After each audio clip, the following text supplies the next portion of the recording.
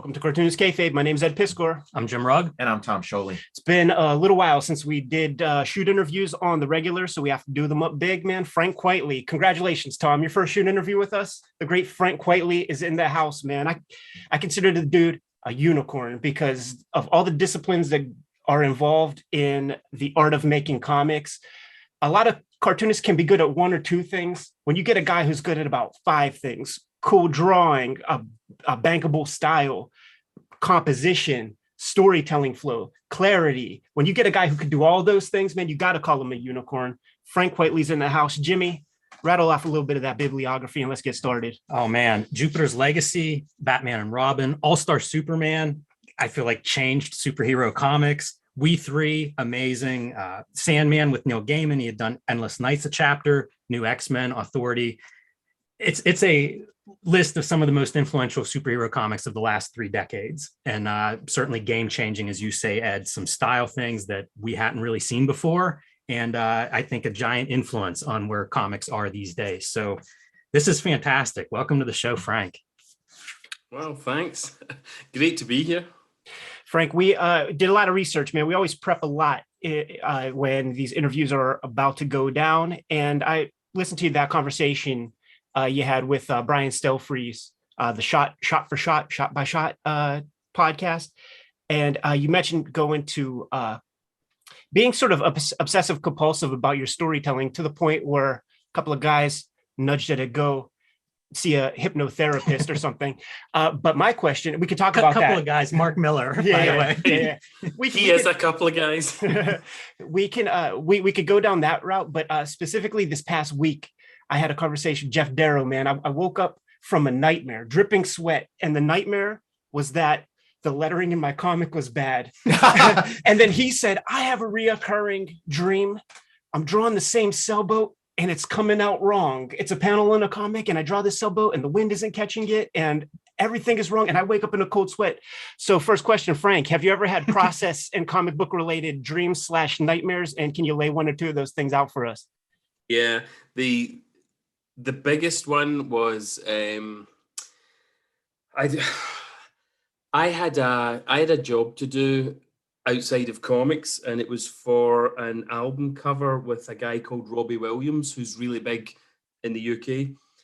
He read The Invisibles and got obsessed with Grant Morrison, started a friendship with Grant, and he had a new album coming out, and he wanted Grant to be involved with the album cover, and they came up with the idea between them to do tarot cards, and but Grant insisted that he needed me to do the drawings, and Robbie knew my work from We Three and All Star, so he was fine with that, and but Robbie's people were like, we can't go for comic book drawings on an album cover. We need photographs.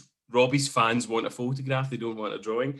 So they got back to me and they said I could do all the drawings and all the painting, but I had to incorporate photographs. And the easiest way to do it was, they asked me if I could work with Photoshop. And I was like, well, I'm just starting, but I know a guy, Jamie Grant, who colored All-Star Superman and We Three. I said, I've got a friend who's much more proficient with storytelling, so I can with Photoshop, so I can subcontract the Photoshop work with him. So like they were fine with that. So I said, Jamie ran a studio in Hope Street in the centre of Glasgow, and I worked from home. And I said to Jamie, I've got this big album cover job. Can you do the Photoshop stuff? And he said, listen, why don't you rent a desk here for 2 months? And instead of me just doing the work, you can sit beside me, tell me what you want me to do, and I'll tell you what I'm doing, and you'll learn Photoshop. And I was like, right. And once I started learning Photoshop, it was like a door opening. It was this seemingly limitless toolbox. And for a period of about 6 months at least, maybe a year, I would regularly get dreams where I was making selections and and performing actions, and things would go wrong, and I was wrestling with it. I'd wake up thinking, I know how to do that, and it was just constant. It was a couple of times a week I was dreaming about doing things. I made loads of images in Photoshop in my dreams, which have never been realized. But and it's just because I was obviously, I suppose I started at an age where I was already in my 40s, I think, and it's amazing the way you get slower and slower at learning as you get older, like learning new skills. And it was obviously using up so much of my brain power that it took over completely. And just on the subject of how long it takes me to learn stuff, Jamie taught me for a couple of months the basics of Photoshop. And for another 6 months, I worked with this and learned how to become proficient at doing the stuff that I needed for the kind of work that I was doing.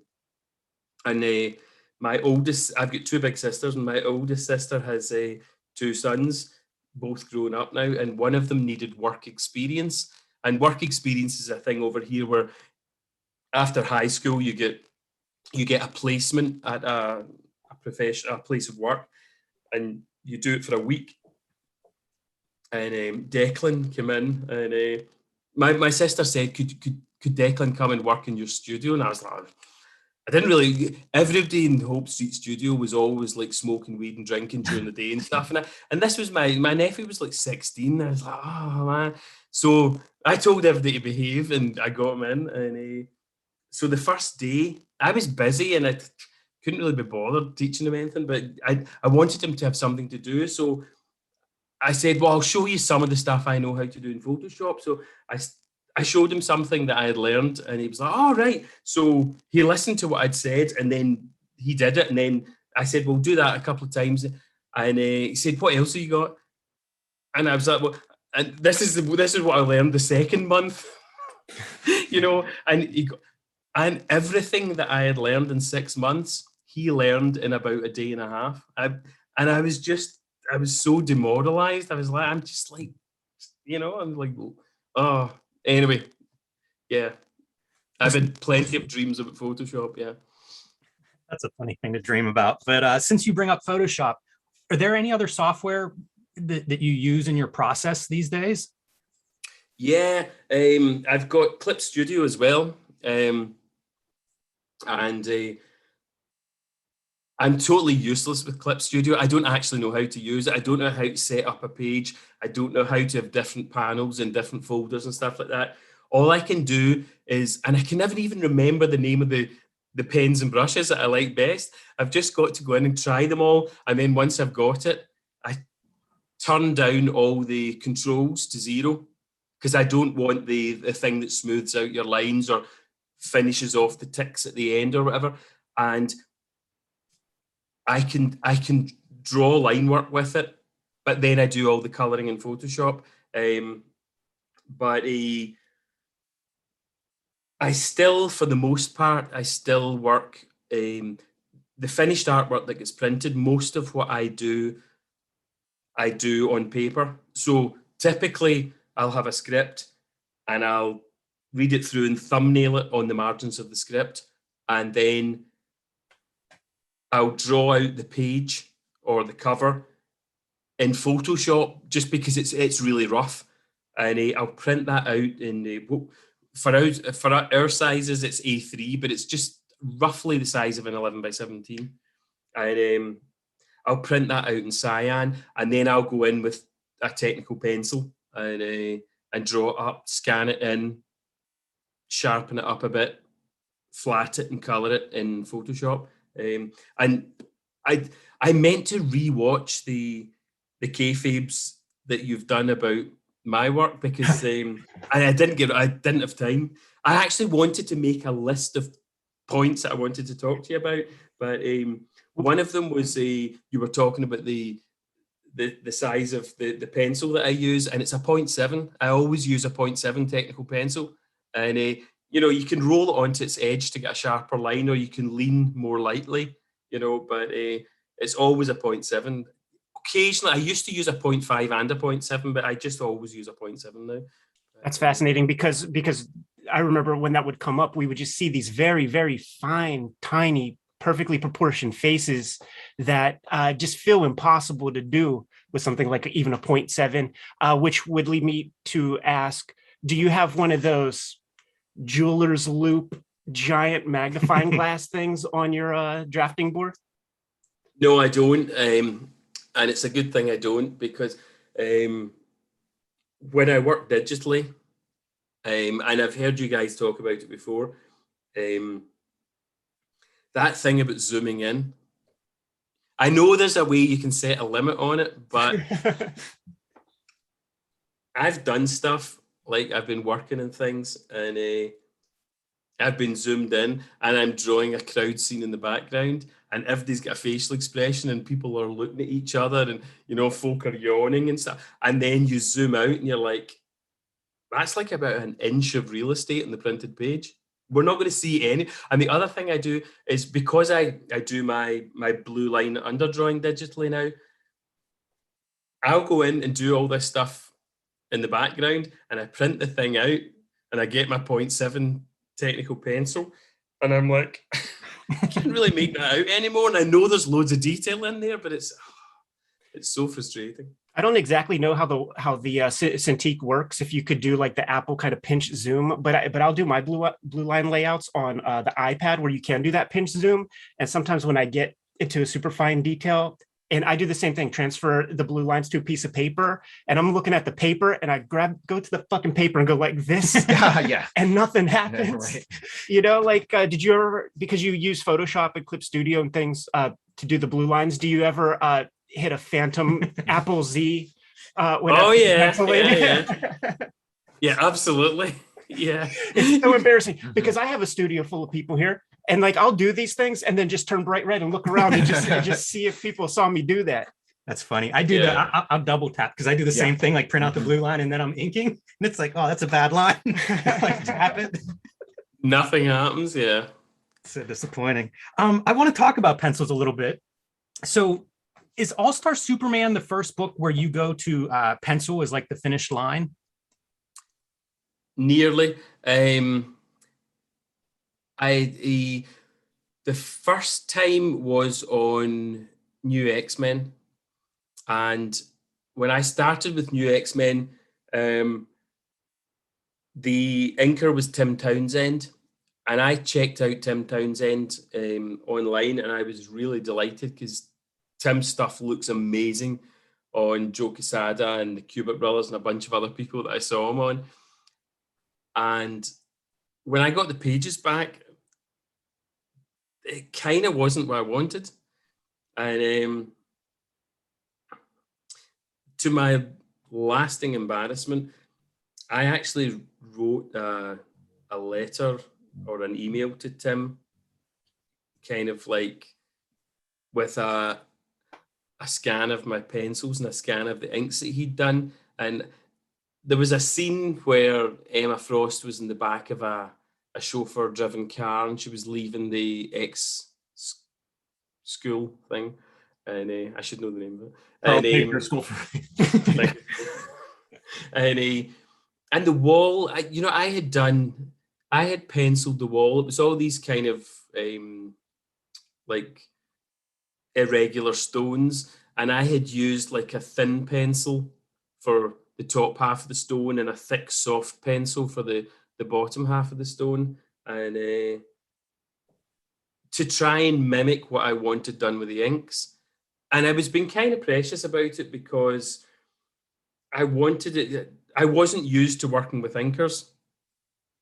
I had an inker for the first time ever on The Invisibles, and John Stokes, and I had Trevor Scott on The Authority. And for both of them, I ended up doing much, much tighter pencils, because I wanted them to do what I wanted. I'm not that much of a team player, and so I was doing these pencils that I felt looked like different line weights. And it turns out what I found from the editor was that most inkers, when they get a penciled page in, they use a putty rubber and try and remove as much of the the graphite as possible before they start inking. So all the thick soft lines that were like a 6B or whatever were just lifted straight off, and all the thin hard lines with the HB or the 2H were left. And that's where the miscommunication was happening.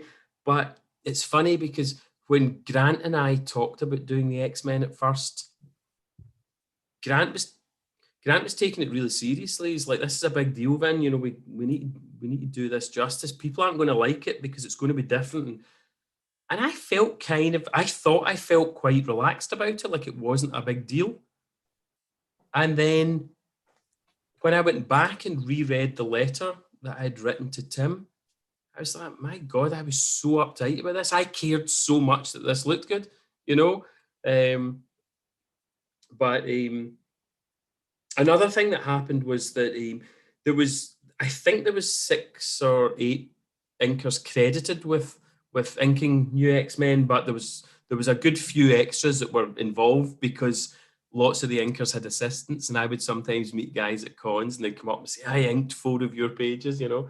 And there was a guy called Dan Green who inked some of my New X-Men work, and Dan Green had the kind of looseness and confidence that I don't have when I'm inking.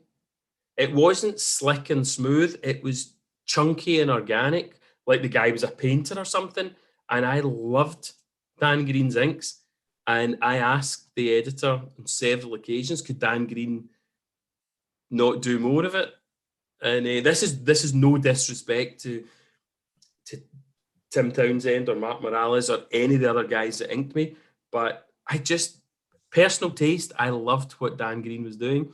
And like the editor was like, Dan's busy. He's got better things to do. And it turns out the guy who was who was selling my original artwork at the time, a guy called Mitch Itkowitz, it turns out that Mitch was really good friends with Dan Green, and Mitch said to me one day, you know, like, did you not like Dan Green inking you? And I was like, God, yeah, Dan was my favourite. And he was like, why didn't you ask for more of him? And I was like, I did, but the editor told me he was busy doing better things. And Mitch was like that. It was like one of the top books.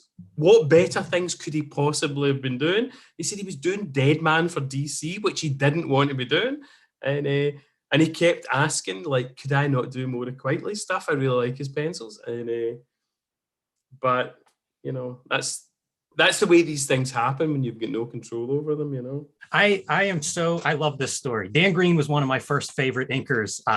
Not that I ever worked with him, but as a reader, like he did X-Men when I started reading X-Men in like late 80s, early 90s over Mark Silvestri. They would do like bi-weekly issues, and it looked like he was inking very fast. 40 pages a month. But it looked amazing. It's exactly as you describe it. So that's awesome.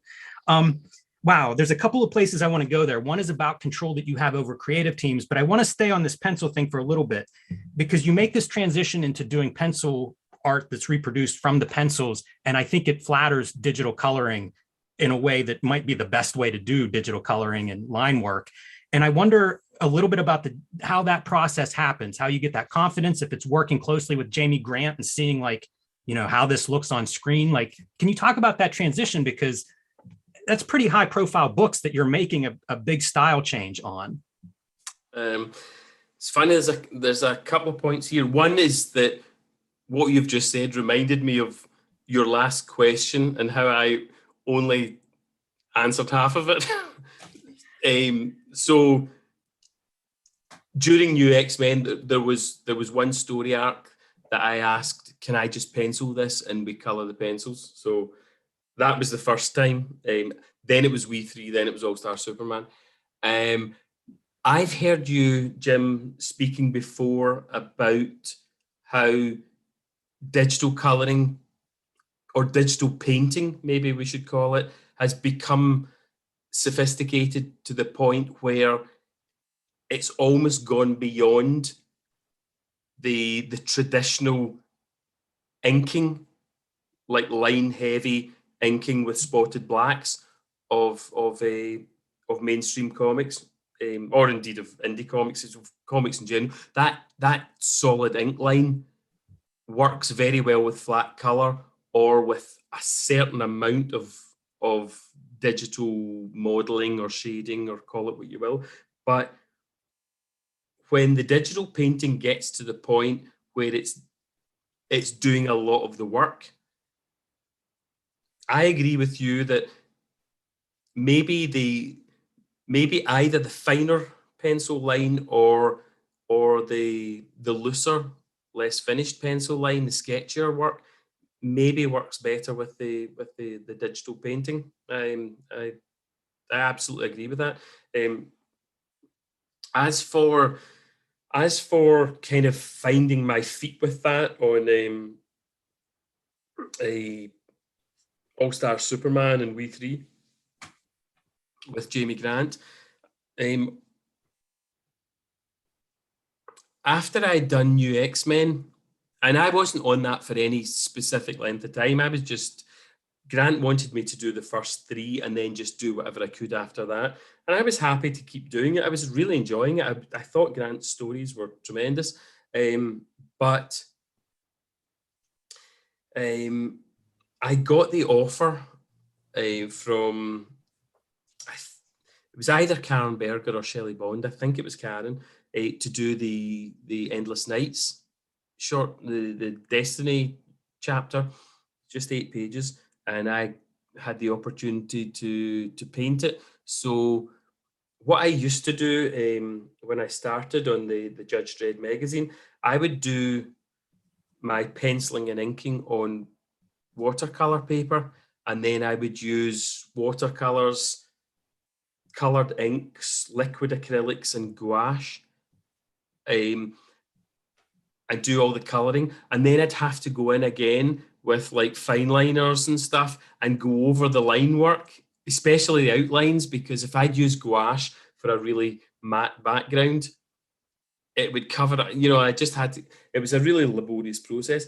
And when I did the Sandman short, I basically penciled it and pulled out key lines with inks, and then and I kind of painted it with watercolors and colored inks and a few like Pantone markers, and I thought there's definitely a way of doing this where you have, it's like, you know, when you see those Miyazaki books, the art books. I got one for My Neighbor Totoro at a Comic Con. I can't remember where it was, somewhere in the States, and it's all in Japanese, so I don't know anything that's going on.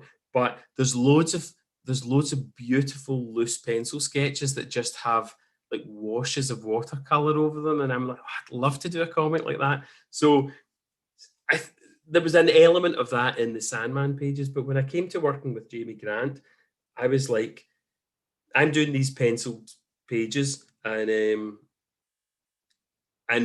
I was still at Hope Street at that. I was in Hope Street for years. After the 2 months that I was meant to be there for the Robbie Williams job, as soon as I went there, my wife was just like, pack up your stuff, you messy bugger.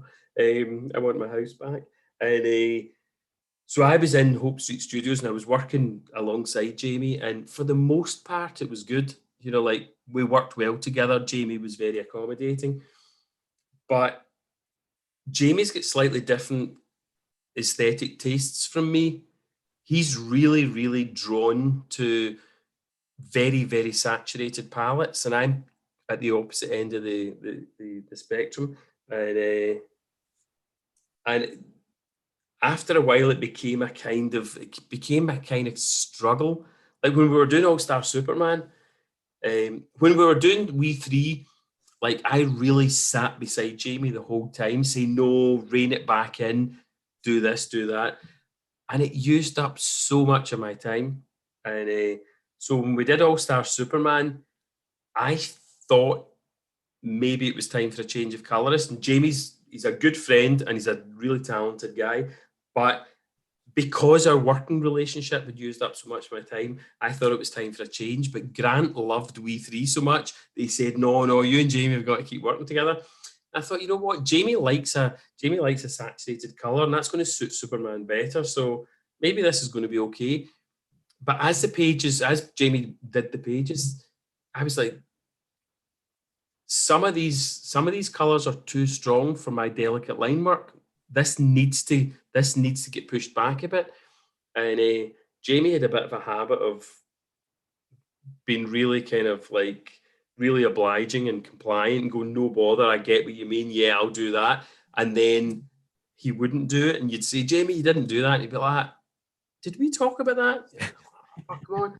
And so Jamie did this thing where once he'd finished every page, he would flatten all the layers together, copy the layer, hit multiply, and then just slide the opacity of the new layer down until he felt it was vibrant enough. And so much as a lot of people love All Star, it's too vibrant for me. It's too much. I mean, like the Bizarro World stuff is just like the colors are like so intense you can hardly see the line work at points. But that said, just as a qualifier, my years spent working with Jamie in Hope Street Studios were years that I'll cherish for the rest of my life. So it's not all bad, but yeah, it was just a question of finding our feet and finding a balance, and working things out together. Is this why you had Flex Metallo recolored? Oh, do you know that's another thing on my the list I meant to write. We're laughing just because we saw an interview you did where you mentioned the thing, and then it's like, oh no, we're that guy. Like we're the guy that we always remember from our comments who says one thing that like sticks in your craw too long or something. So yeah, please address that. No, there's a couple of different points to make here. One of them is, like with the George Lucas thing, there is something kind of difficult about when anybody makes a piece of work and then revisits it later and makes changes. There is something fundamentally problematic about that. I feel that. I get it. I know why other people don't like it. The thing about Flex Mentallo, and I totally get what you guys have said on a number of occasions about a number of different things about modern comic book coloring and how it's often so brown. And I don't think it's just brown. I think it's because of the four colors black is used in a lot of the color choices. In Hope Street, there's a really good artist called Dominic Reagan.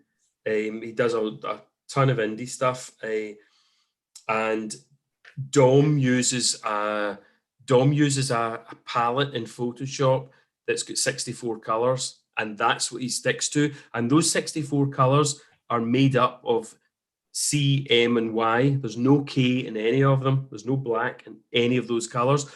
So the only black that's on the pages and the line work and the lettering, and that's the way Dom likes it. And I used to think he was being overly prescriptive. And the number of comics that I've seen and the number of covers that I've colored, which I look back on later and think, yeah, those colors are a bit muddy. I totally get what he's talking about. The thing about Flex is when Grant and I spoke about Flex, we had this idea that there was two basic worlds. There was the real world, which was a fictionalized version of Glasgow, which is a rainy, grey, dismal place. I mean, it's vital and interesting and funny and dangerous, and it's an amazing place. But we're used to kind of silver grey skies, light grey skies, dark grey skies. Like we have subtle colours over here, and then there was the world of Wally Sage's imagination in the comics that he'd made up, and that was your old-fashioned comic books. And what we both were absolutely in tune with was the idea that we had two very distinctive color palettes, and one of them was a very desaturated, subtle, nuanced, natural for Glasgow kind of palette, and then you had something that was reminiscent of old-fashioned comics. And through, I don't know how many different editors were on Flex. There might have been 4 or 5, but that never got translated to the. This was before, like, maybe the internet started back then. It was the mid-90s, but I wasn't online then. I was still using fax machines and telephones, landlines. So Tom McGraw was chosen as the colorist. I think he'd been doing Legion of Superheroes at the time. And so he was absolutely adept at dealing with scores of heroes in the one panel, making sure these costumes look the same all the time. And I think he'd been working with Tom Grummett, and I don't know, but he was chosen because they reckoned he would be really good for the superhero stuff. And in fairness to Tom, as far as I'm aware, none of what Grant and I wanted in terms of the way it was to be coloured made its way to him. And when it got once it came out, it wasn't collected because of the problems with the Charles Atlas Company. And when eventually that got sorted, I think it was after Paul Levitz had left, and they got in touch and they said they were going to bring out a collection, collected like a trade paperback, and Grant and I spoke to each other, and we were like, maybe this is the time to get it recolored the way we wanted it. And we spoke to Peter Doherty about recoloring it for us. And for the most part, I prefer what Peter did to the original issues. But there are bits that are maybe a bit murky, certainly. But for the most part, I think it suits the mood and the tone and the point of the story better than the original colouring. But I do totally understand why people who bought the single issues and it meant something to them and it made an impact and they loved it and they were in early, that way when you discover a band before they break, and then you see a collected thing that's recolored, and it's like I understand why not everybody likes the way it's been redone, but on balance, I prefer the new coloring. I was reviewing it because I thought this topic might come up, and I noticed the other thing that's really different in the recolor is the coloring is a lot more modeled. There's a lot more gradients and sort of that digital painting style applied, and I don't know how much I process that whenever I'm looking at one and saying I prefer this treatment or that treatment, but that's definitely a major visual difference, having those, using more of a digital painting approach. Even if you were using the same palette, it would make a very different appearance on the page. It's an interesting topic. I'm sure it's not going away anytime too soon because you see it in reprints, It's a topic that I see people bring up a lot in terms of reprints of old comics and how those are approached. We talked to Brian Boland, who, recolored Killing Joke. And we didn't bring it up because I had read or maybe saw in an interview where he talked about he wanted it colored a certain way in the beginning, and it was colored. It was like his ideas were just disregarded in that first color job, and that makes sense to me. You have a vision for how you want this to look, and if it doesn't look that way, it's probably never going to quite measure up to what you wanted originally. My takeaway from that and from your comments, Frank, is it breaks my heart to think about how much effort goes into these comics or used to go into these comics. And then it's not even relayed to the colorist, it's so frustrating to me to think fans care so much, the creators care so much. And then somewhere in there is a wall, is somebody that just doesn't care at all, that doesn't relay this stuff. We'll call them the editor very often. And there's somebody in town who she was writing something for Marvel. She didn't even know if she was allowed to talk to the pencilers or inkers. She was new to the game and didn't even know if she could get fired for that, man. So they they're trying to keep, they don't want people to hook up, man, and go create a Jupiter's Legacy over an Image or something.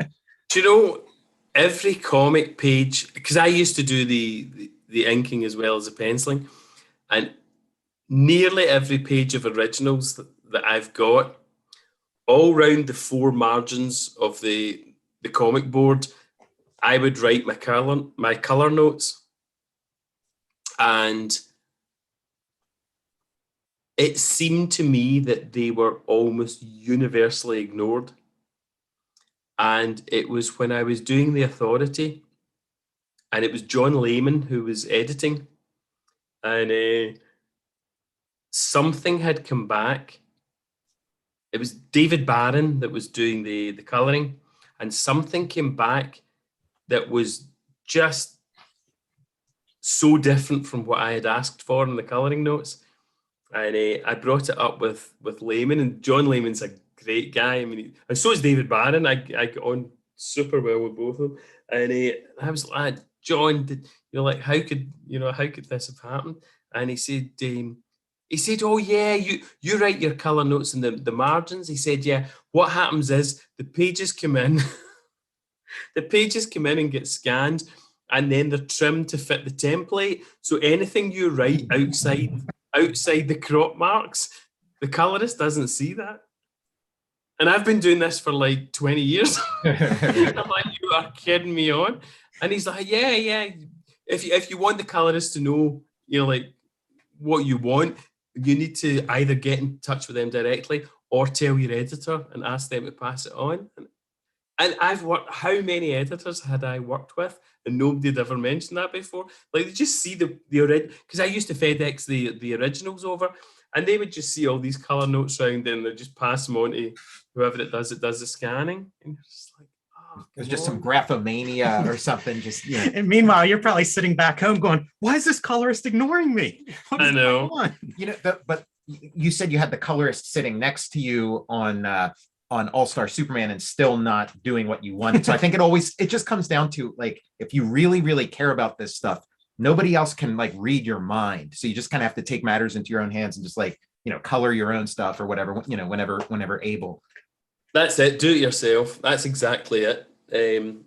So that was one of the reasons I liked the Sandman thing. It's because everything in the page, apart from the writing, was me. And it's why I want to get back to, because I used to do that in Electric Soup, the adult underground comic thing we used to do, and I would write, draw, letter, zip-a-tone, you name it, spot color, and I would really like to get back to. I've written a bunch of short stories that I would like to draw, and I would really like to get back to just doing everything myself,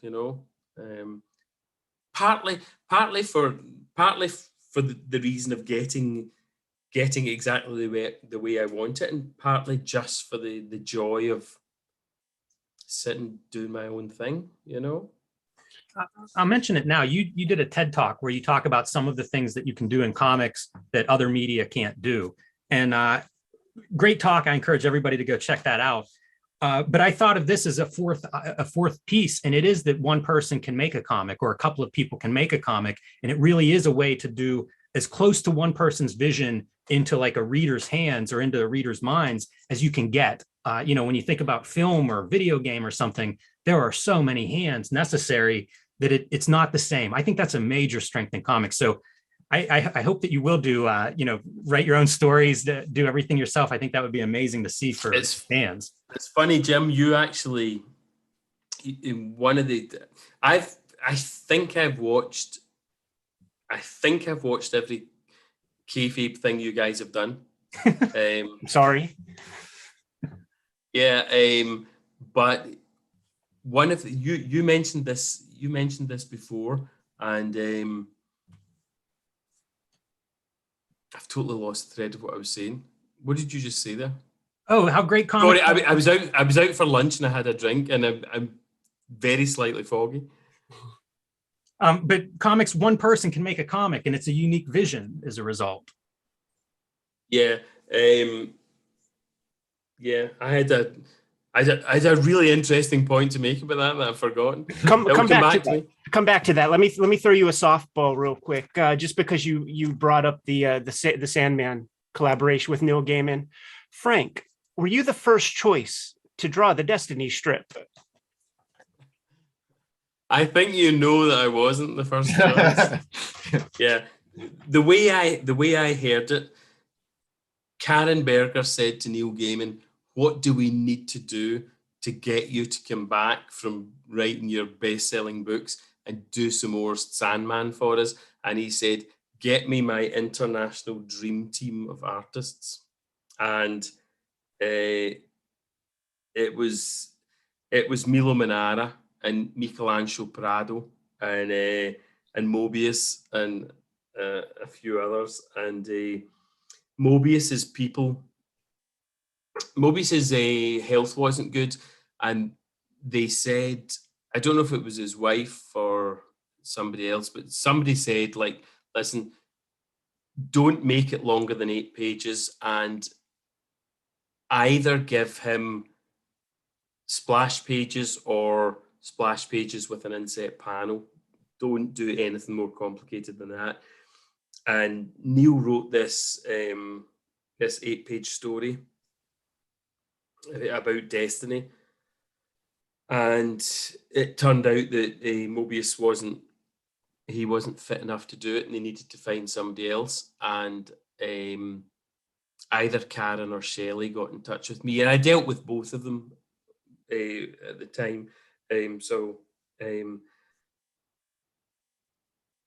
I came on board and I got this 8-page script, and it was just perfect. It was so economically written. It was a really, really short, simple script. The description for each page or panel was really simple, economically evocative. You know, it made you think of the type of scene you had to draw without spelling out any detail. And the dialogue or narrative was poetic, and it mirrored what he was asking for in the images without without repeating it. And it's, I read through it a couple of times and I could just see it all in my mind. And I made up some relatively simple roughs for the 8 pages that, if they were accepted, I could blow them up and trace them through onto watercolor paper and actually work on them. So I mean, they were pretty close to what I ended up with. But I sent the roughs in, and they were just like, "Yeah, this is great." And I worked it up on watercolor paper, and I just spent time making it look the way I want, and making it look the way I wanted to make it. But I hadn't actually done any painting for more than 10 years at that time. So when I look at it, I can see how uptight some of it is. I can see the parts that are really overworked, There's not a single thing I've ever done that I wouldn't improve on if I did it again. Not a single thing. I've got nothing out there that I'm 100% happy with. I've got stuff out there that I'm proud of, and I've got stuff out there that I'm ashamed of. But I really, really enjoyed doing it. It was a lovely script to work with. I was in great company, and I really enjoyed doing it. And I'm mostly happy with the way it turned out. And I would love to do more stuff like that. I have a follow-up. I have the real question, actually. I just needed you to set us up so that I could ask if you knew the Mobius part of it before you received your script, and 2, if that was the case and you did know, was there a bigger sense of intimidation going into that script, knowing that you had these shoes to fill, or just another day in the office? Yeah, I knew. They told me that. They actually told me that the story about Neil giving his international dream team And they spelled out the dream team. And I was like, wait, I'm not on that dream team. And they're like, yeah, Mobius can't do it. Would you be interested in doing that one? It's only 8 pages. You know, as if... And they were offering it to me like it was just another job kind of thing. And I was like, yeah, definitely. And I had to, you know, like I had read a bunch of things that Neil had written. I'd read some Sandman, but not all of it. And it was Shelley that sent me all the books. And I, very fortunately, just before I got started, I came down with some sort of bug, and I was in bed for a week, which was the first time in years that I had a week off. And I had this bundle of Sandman trade paperbacks, and I remember reading the first one and thinking, oh my God, I'm never going to get through this. This is fucking torture. It was just, the first book, I was just like, this is not my kind of thing. And as it went on, I get more and more into it, and I ended up totally loving it. None of which really helped with working on the... I mean, I could, knowing what the characters looked like, I could have started on that 8-pager just from Neil's script, but knowing that Neil had thought that he was going to get Mobius, I sat and thought about that for a while, and it was like, if I thought I was going to get Mobius to draw a story that I had written, and then he couldn't do it, how many other artists are there in the world, dead or alive, that would kind of be a good substitute for him? You know? And I just thought this isn't a healthy way of thinking about it. And I thought, they're not getting Mobius, they're getting me, and I'm not doing my usual penciling and inking with somebody I don't know coloring me. So I'm just going to do it in watercolor paper. I'll do the best I can, and it'll, you know... And it's always the same. It's like you get a script and you read it and you have a picture in your mind how it could go. And with me, I really like, nothing comes easily to me. You know, I look at Alex Toth and I just think that looks like loads of it comes easily to you because you're a genius. Same with Mobius. It might be the same with Katsuhiro Tomo. These guys just do what they do. And for me, I do loads of things that don't look very good, and I have to keep redrawing them, and I can't get this face right, or I can't get this position right, or I can't get this facial expression right, you know, and I've just got to keep working at it, and then I'm worried it's overworked, and then I have to go away and get up the next morning and look at it again, and it's just, you know, it's... People like Mobius are in a different league from everybody else. Like everybody else, you know, there's a very, very small number of people who are up there at the top, and most of the rest of us will never be in that area. But you can either think, well, what's the point in doing it at all? Or you can think, well, you know, the stuff that I do appeals to some people. It'll inspire some younger guys. Some of the stuff that inspired me when I was a child or when I was a teenager isn't in the same ballpark as Otomo and Toth and Mobius and Jack Davis and Mort Drucker and all the other guys that really inspired me. Lots of it's journeymen that were just doing their thing, and I was just young, and they were better at drawing than I was, and they still inspired me. And, you know, you're just a link in a chain. So I think that thing about, well, this is as good as I can do, and you either do the best you can do or you just rattle the stuff out, you know. And I'm from the school of doing the best I can do, and I know I'm not as good as them, but, you know, like, that story could have been done by Mobius, and it might have been perfect. It might have been his best thing ever, you know, but it wasn't. That's not the way it turned out. It was drawn by me, and I did the best that I could do, and it's what it is, you know. I wish it was Mobius that drew it, you know, I'm glad that I drew it, you know, and I'm glad that I put as much work into it as I could, because it wasn't a giant page rate, and it took me fucking ages, you know, because I hadn't painted for so long, you know, and I'm glad I did it, and I'm glad that so many people over the years at cons have come up and said, "Oh, I totally love that story you did." You know, that's a great reward. You know, I could have been working in a deli or driving a van, you know, nobody's going to come up and thank me for what I'd done, you know. I mean, it's like you need to kind of keep these things in perspective, you know. But it was cool. I loved the script. I loved the fact that I got the chance to do it. I thought about the fact that Mobius was meant to have been doing it, and I tried not to dwell on it, you know. I guess the irony is that it's like we can't get Frank Quitely to draw our comic. So there's an army of like Frank Quitely wannabes that can sort of like fill in the gap. Absolutely. I went to school in 2000, comic book school, Joe Kubert School, and the Authority was hitting. It was year 2000.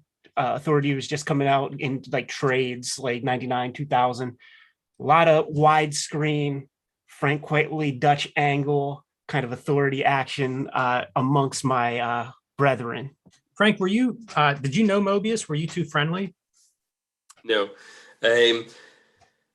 One of the early conventions I went to down in London that was called UCAC, United Kingdom Comic Art Convention. I don't know why they called it UCAC. What does like CAC is that's a British kind of slang. What does it mean? It means shit. Yeah. So yeah. UCAC was a really bad name. There's one in the Lakes, and it's the Lakes International Comic Art Festival, which is LICAF. And you're like, seriously? LICAF? You're like, wait. Did you not think about that before you did all the creative people are under the tent. Yeah. Behind the table. Yeah, I went to a convention in the early 90s in London, one of the UCACs. It was an Englishman that lived in Glasgow called Frank Plowright, and he did the London convention, and he also did a Glasgow convention. And the London convention made a decreasing profit every year, and the Glasgow convention made an increasing loss every year, until eventually he got to the stage he was like, I need to stop doing this altogether. But I sat in an audience and watched Mobius being interviewed, and they had a giant screen, and they were showing examples of his work, and there was an interpreter, and he was talking, and it was fascinating. I'd only been in comics a few years at the time. I can't remember if I was still doing Electric Soup, which I did from 89 to 92 or 93, or if I'd started working with Judge Dredd magazine. But I was right at the start of my career, and I had seen a bunch of Blueberry books, and I'd seen the Incal books, and I'd seen a few collections of Jean Giraud and Mobius stuff. So I had a pretty big. I hadn't seen everything that he'd done, but I'd seen a lot of his body of work, and I was super impressed. I mean, he was like totally like one of my favorites, if not my favorite. And it was really cool to just be sitting in the audience, seeing him there, hearing him talk. But the thing is, I've never really had this thing about meeting my heroes. I know there's that thing people always say about, like, never meet your heroes because they'll always let you down. And then there's all these other people who do meet their heroes, and it's really great because this guy who's brilliant at whatever also turns out to be a nice person, or, but I've never really had that thing about I had to be in the company or shake the hand or be introduced or recognized by the person that whose work I liked so much.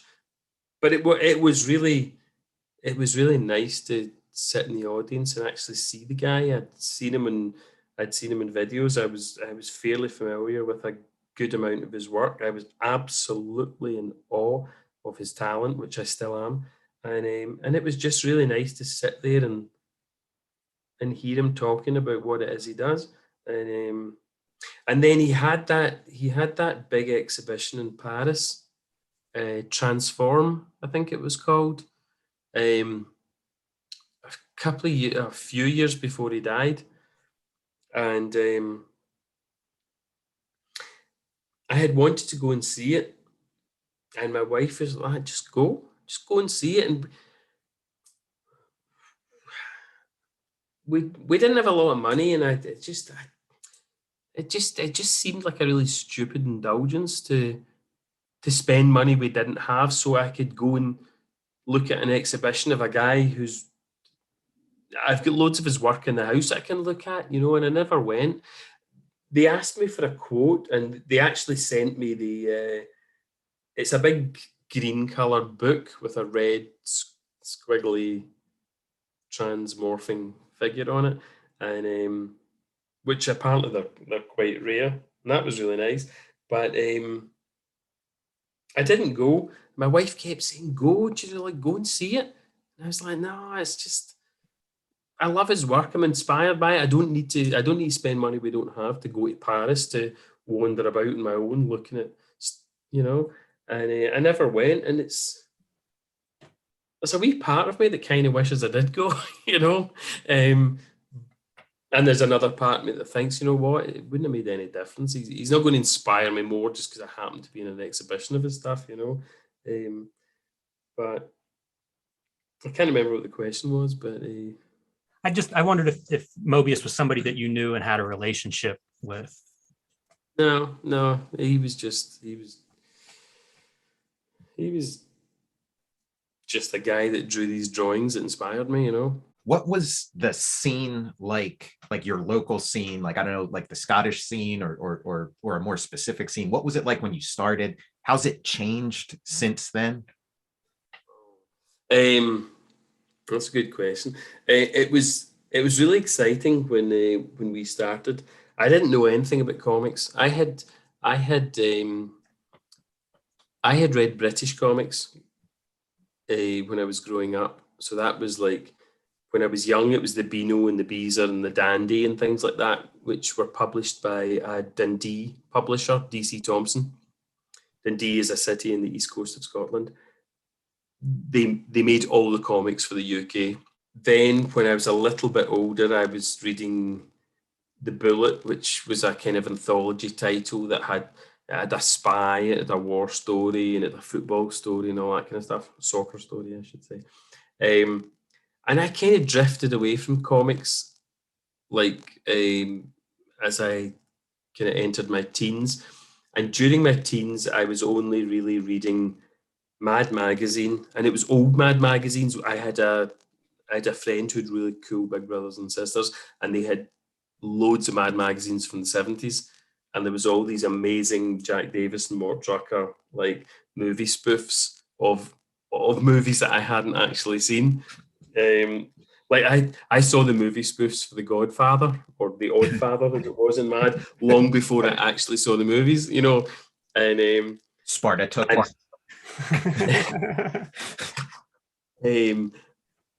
And I also, there was the place that I went on holiday. It was a village called Millport on an island, really, well, just down the river from Glasgow.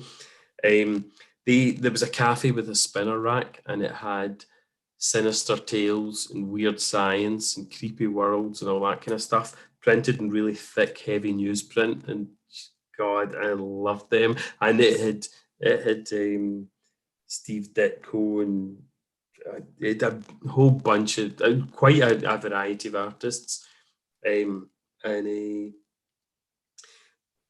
But I wasn't at all au fait with modern comic books, and I went to Glasgow School of Art. I did a fine art degree. I got chucked out halfway through, and there's no interesting story there. I just didn't do enough work. And I started freelancing in Glasgow, just as an I'll do anything kind of artist. And funnily enough, one of the things that I did was we've got a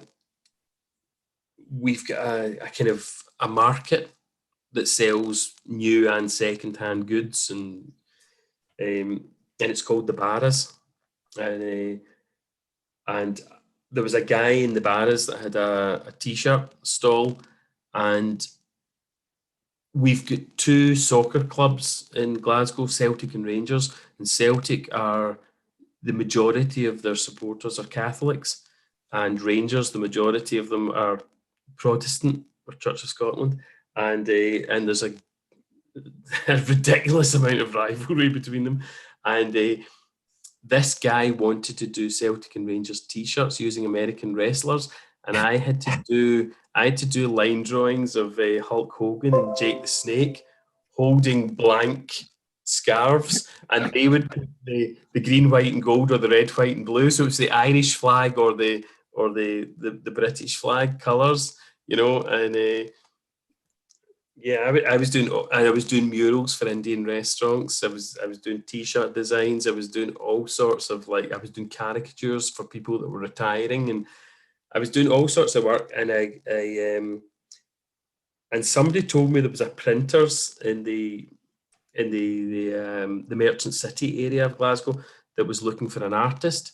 And I went down with my portfolio, and I had all these freelance jobs that I'd done, and I had all these photographs of oil paintings and life drawings and monoprints from what I'd been doing at art school. I thought they were looking for an artist, and they were like, no, we're putting together an adult humor comic kind of underground thing, and we need guys that we don't have any writers, so we need guys that can write and draw their own stories. So as soon as I was trying to make it as a freelance artist, in any area, like murals, t-shirt designs, album covers, book illustration, anything that I could do. And but it wasn't full time, so I had the time, and I thought I used to like comics, and I've never done a comic before, so I started writing and drawing these comedy strips. And right away, I started finding out that there was a community of people in Glasgow that were writing and drawing and publishing comics, and the various different comic shops in the city. I think there were 3 or 4 at the time. Were very, very supportive of anybody that was doing that kind of thing, and then there was a comic club that was created, and it was called Scam, and it was Scottish. It was SCCAM. It was Scottish Cartoonists and Comic Artist Members or something, and we would meet in the same pub, Blackfriars, which is just shut down through COVID. We would meet in Blackfriars in the basement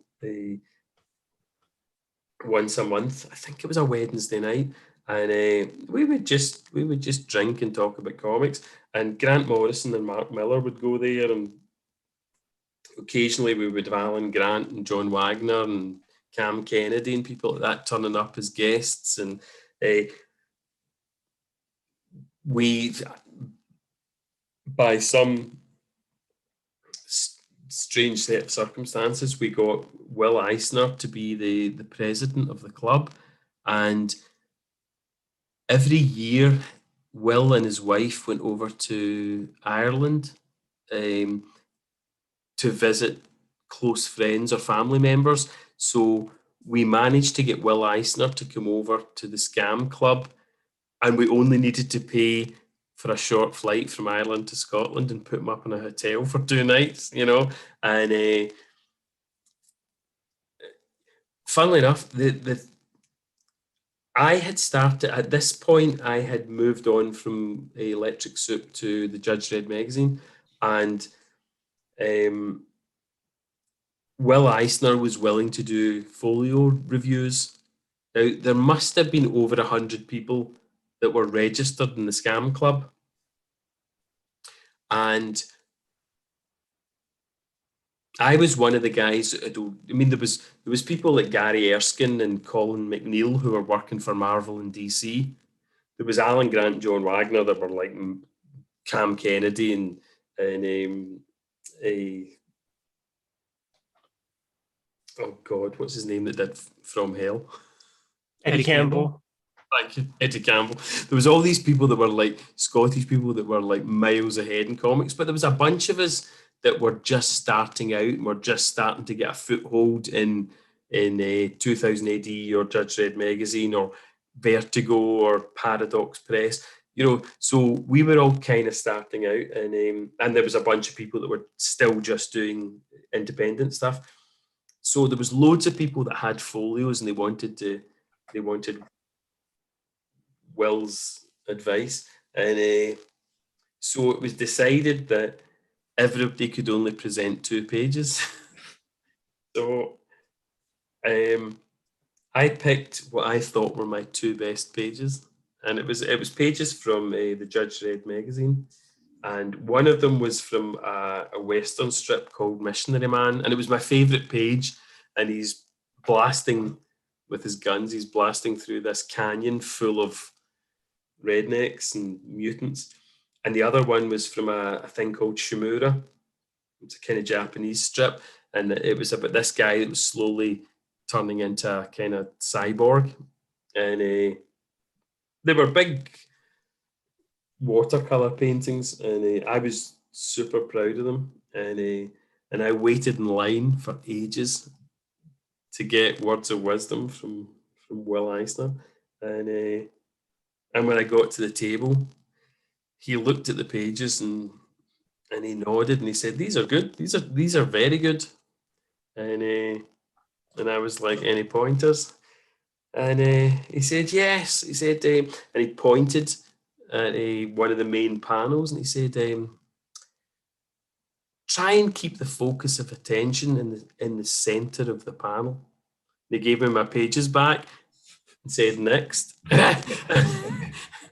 I wanted to say, you know, like, come on, give me more. I've been waiting for an hour, you know, and I was really quite disappointed, and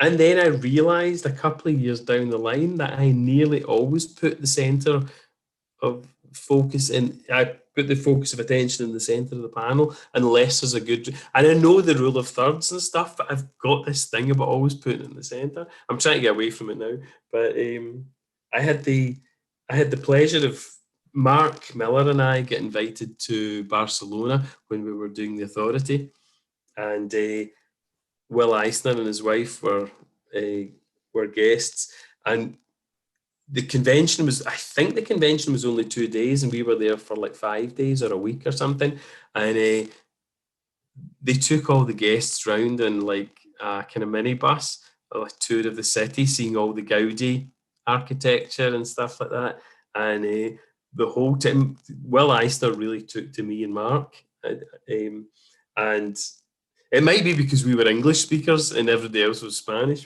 but obviously I felt special. But now that I think of it, it was probably just a language thing. But he was such a natural storyteller, and he told us all these amazing stories about his life and about his life in comics and about the things that had happened. And he was just the nicest guy. He was such good company. And of course, he told us the famous story about the 2 Jewish kids that come up to his publishing place, you know, with this idea they had about a guy that could jump higher than a building and run faster than a train and all that kind of stuff. And he had like looked at it and said it was very interesting, but they did crime comics and romance and war comics and stuff, and he wished them all the best. And saw them out the door and they turned round and all the guys that were sitting at their desks drawing, they just turned round and they all just started laughing, going, jumps higher than a building, and they just started. And the very next year, it was the biggest selling thing in the world, you know.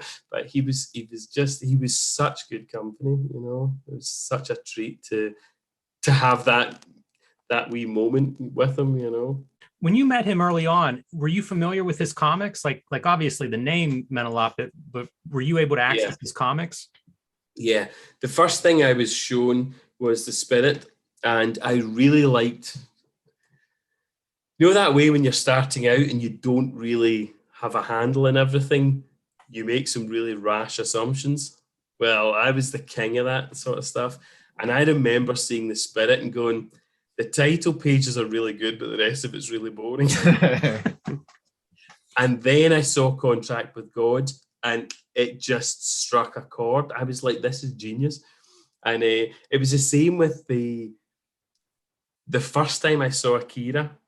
I was working when I started with Electric Soup. I didn't know anything about comics, and there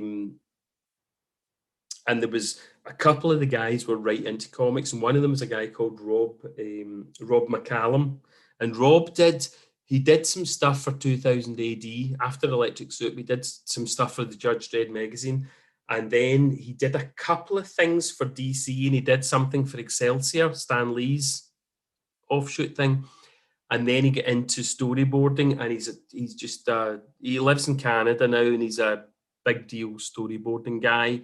And he did Dawn of the Dead or Day of the Dead or whatever it was with George Romero. And he's working on Star Trek just now. He's done so many big deal movies now. But it was Rob that showed me The Spirit, and I was like, And he also showed me Akira, and it was like I presume it was the epic, the slim volumes where you get however many pages you got. And it was that part in the story where the warship with that small team of experts is coming in across the ocean from wherever they're coming from, and Tetsuo goes onto the warship and morphs with one of the planes, you know, and it's just stunning. And there's also a scene with somebody in a prison cell behind bars. And I remember looking at this stuff, and some of it was, this was probably I think it was my first introduction to manga at all. And I remember looking at this and thinking, this guy is phenomenal at drawing everything. But when he draws faces, they kind of look like cartoon masks. I had no point of reference for these big eyes and the simplicity of the faces, and particularly in close-up. You know, like you'd see a guy that was morphing with a fighter jet, and it was like the best drawing you'd ever seen. And then you'd see somebody standing behind bars with this big mask-like face, and you'd be like, is this the same guy? You know? And it took me, I don't know, it didn't take me that long, you know, he's a genius. It took me a while to kind of get on board with that aesthetic. And then once I got it, I was like, oh my God, this is tremendous. But yeah, the Glasgow comic scene was, everybody kind of knew each other. And there was people at different levels,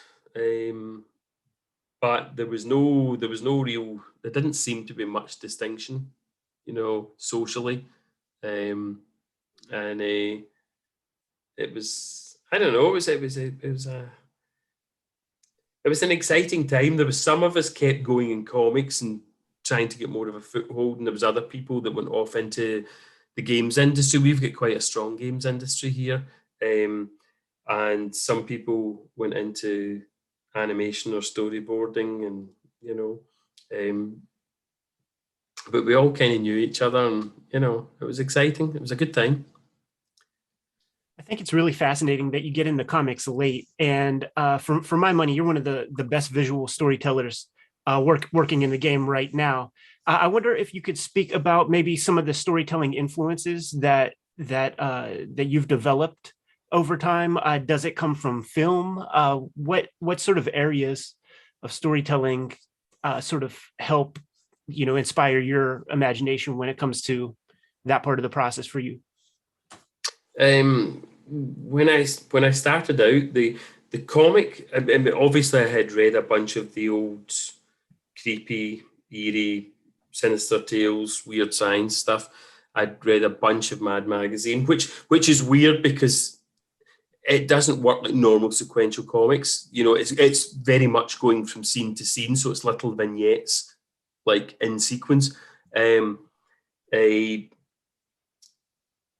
There's a Scottish artist, Dudley D. Watkins, who did the Bruins, which was a family comedy, and Oor Wullie, which was a wee boy that get into scrapes and capers. And these were really simple one-page Sunday newspaper strips. When I went from Electric Soup, which was comedy stuff, to the Judge Dredd magazine, where I was actually just being given a script that somebody else had written and trying to follow it, my main concerns were about keeping it clear. My biggest goal, apart from trying to make key panels like somebody's head exploding look as cool as possible, my main concern was with, imagine you looked at this without the word balloons on it. Would you be able to have a good idea of what was happening? That was my idea. So it was all to do with clarity, and it partly came from comics. It partly came from television and cinema. It largely came from working with a script that had been written that had descriptions of what the writer had in mind, what they wanted me to draw in each panel. And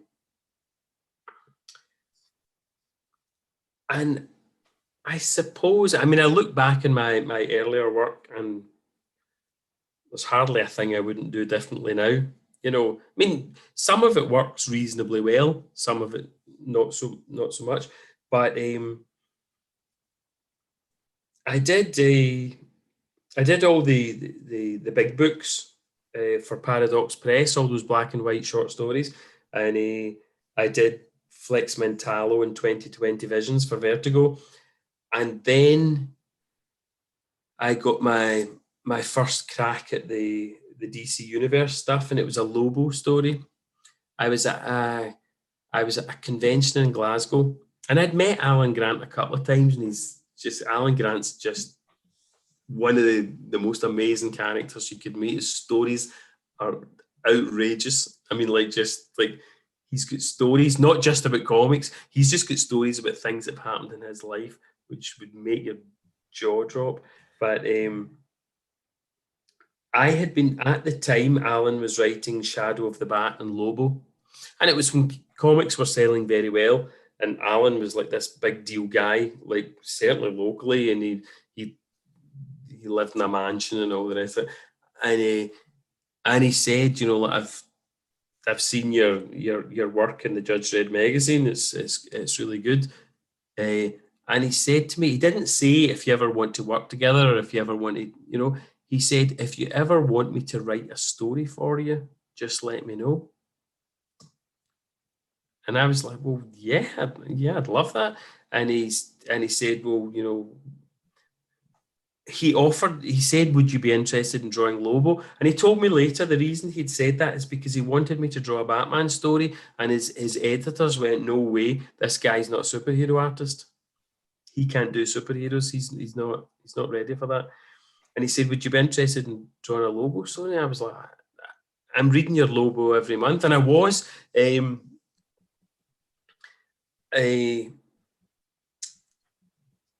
loved it when it was Simon Bisley that was drawing Lobo, because so different from my work, but I loved Simon Bisley's work.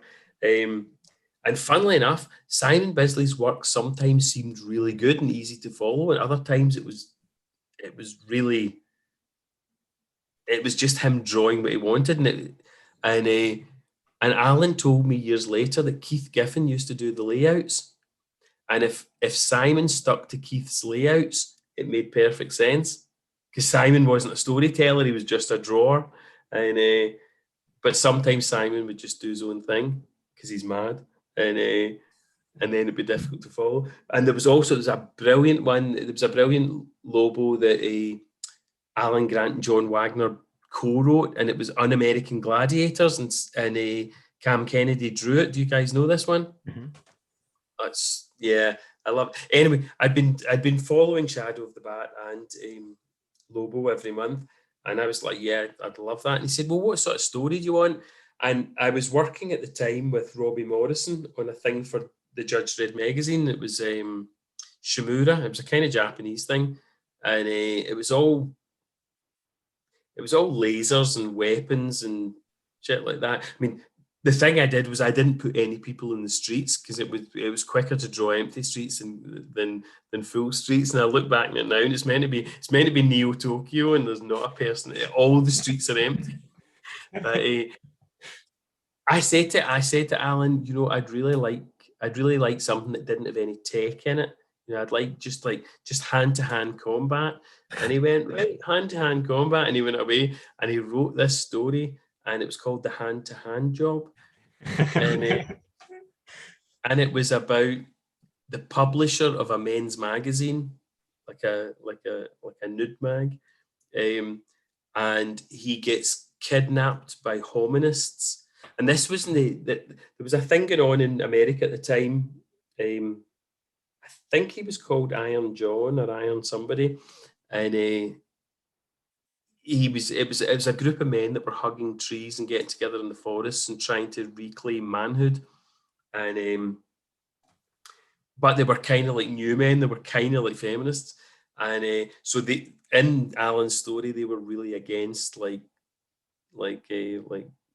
nude magazines, like kind of Playboy style magazines, and so they kidnapped this guy, and Lobo had to go and get him back, and through some stupid plot twist, he had no weapons, so it was hand-to-hand combat. And the guy got eaten by a crocodile. It was only his hand that was left, but it was only his hand that he needed for the palm print to open the safe to get the plates out for the next issue.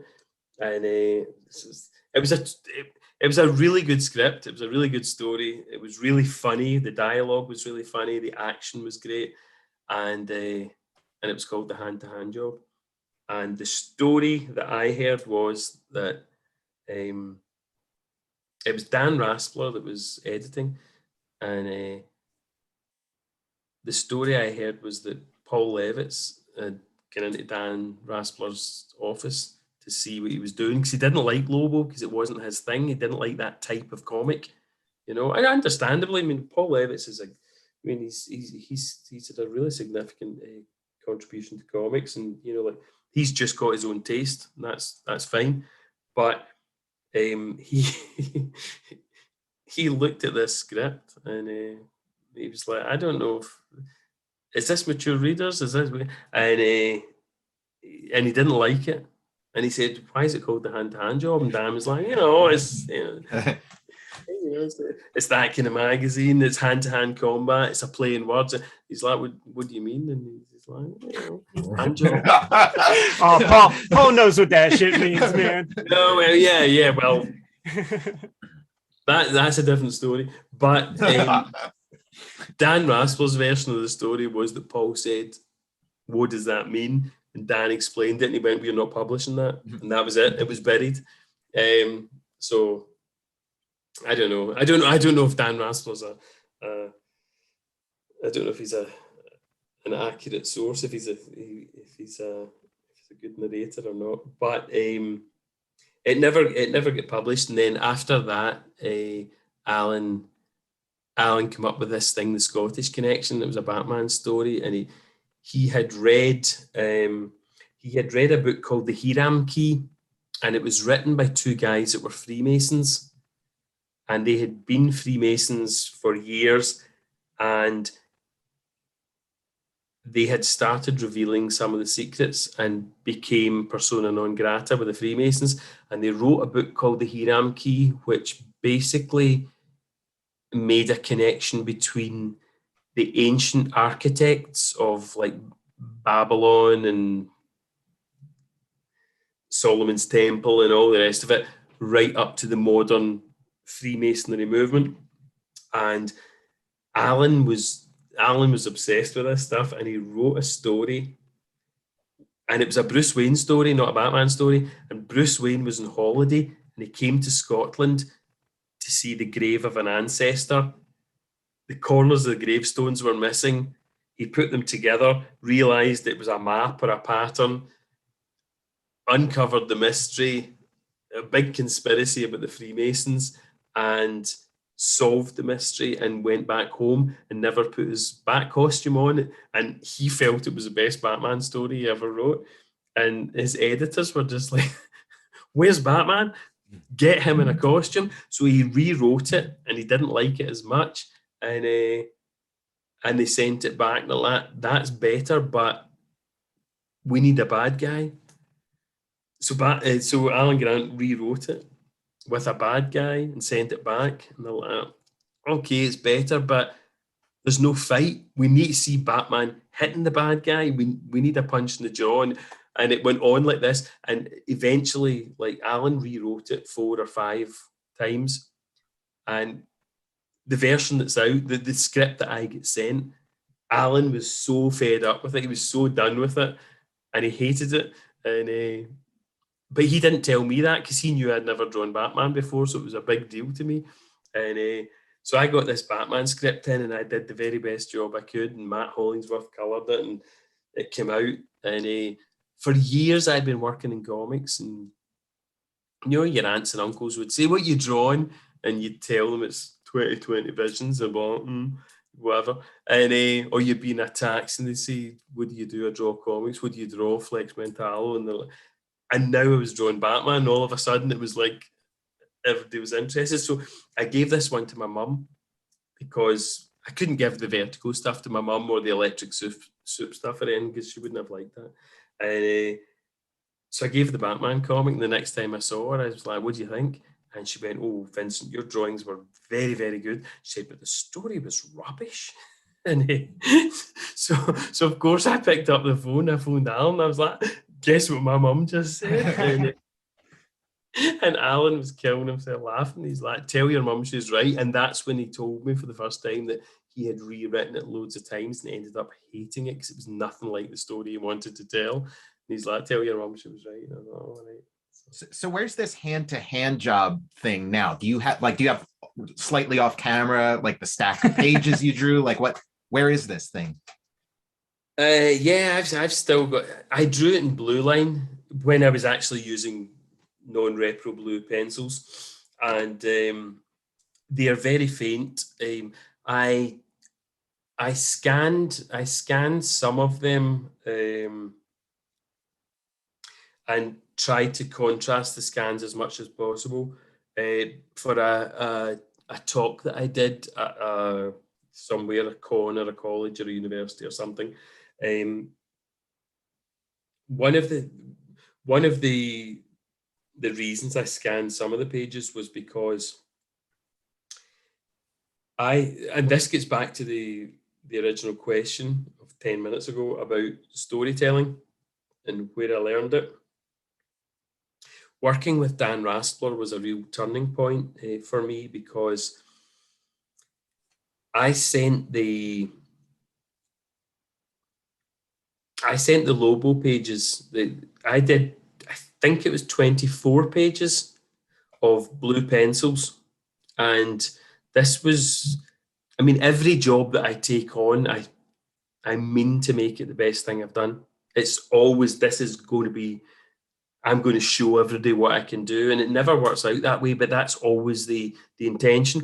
So when I got the Lobo script, this was the biggest, highest profile gig that I'd been offered. I was at that point in my career, which you're always at, where I had the most experience I'd had to that point, and I was going to put everything into this and make it the very best I could. And I did these pages, and I honestly thought Dan Raspler was going to phone me up as soon as he arrived and tell me that I was the greatest thing. And it was FedEx, so I knew it was going to take a day or two, and he didn't get in touch. And a whole week went past, and when he eventually phoned me, his opening line was, "Dude, I don't know how to tell you this."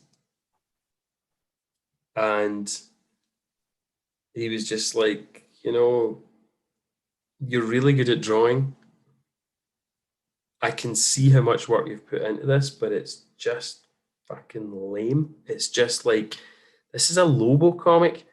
Like, we're supposed to have extreme close-ups, tilt the camera. It's like, this is like Tintin. Everything's a medium shot. Like, there was a 3-page fight sequence, and I had a fixed camera angle and a medium shot so you could see both figures, and I had choreographed the whole thing. So somebody was throwing a right hook and they're stepping in with their left foot first, and he said, "I've actually gone through it multiple times. I can see everything you've done. I can see the thought you've put into it. I could cut it out and make a flick book, and it would be really, really satisfying. But it's not a Lobo comic. It's like, go and look at a Lobo comic." He said, once you've got an establishing shot of two guys squaring up, the first punch that's thrown can be a close-up with a tooth coming out, just a fist and a tooth. You don't need to see the two full figures. And to his credit, he sent me a typed, printed out, I don't know, 5-10 pages of points, just going through all the pages, page 4, panel 2 and 3, blah, blah, blah. And he telling me everything that the script had asked me to do, that I had done, and what I should have done. And it changed the way I read scripts. It changed the way I interpreted scripts. And I had a big exhibition in Kelvin Grove Art Gallery, which is it's a big civic. It's the biggest civic art gallery in Glasgow, and they've got paintings from every era. They've also got a dinosaur room and an Egyptian room and so it's a museum and art gallery, and but they have a large basement space where they do rotating temporary exhibitions, and they try and do things to encourage people that don't normally go to museums or art galleries. So sometimes they do stuff about soccer, and sometimes they do stuff about film or TV, and and so they did a big exhibition of my stuff, and it was 6 months over the summer months, the busy period, and it turned out it was their second most successful exhibition.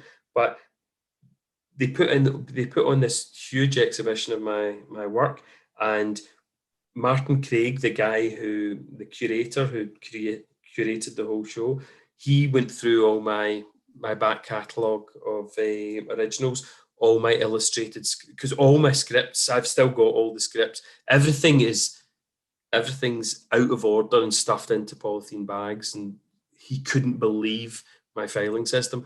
But he went through everything. It took him months. He went through everything, put everything into order, and when he found the letter from Dan Raspler telling me everything that I'd done wrong, he was like, "Would you mind this going in the show?" And I was like, "No, it's really significant to me." And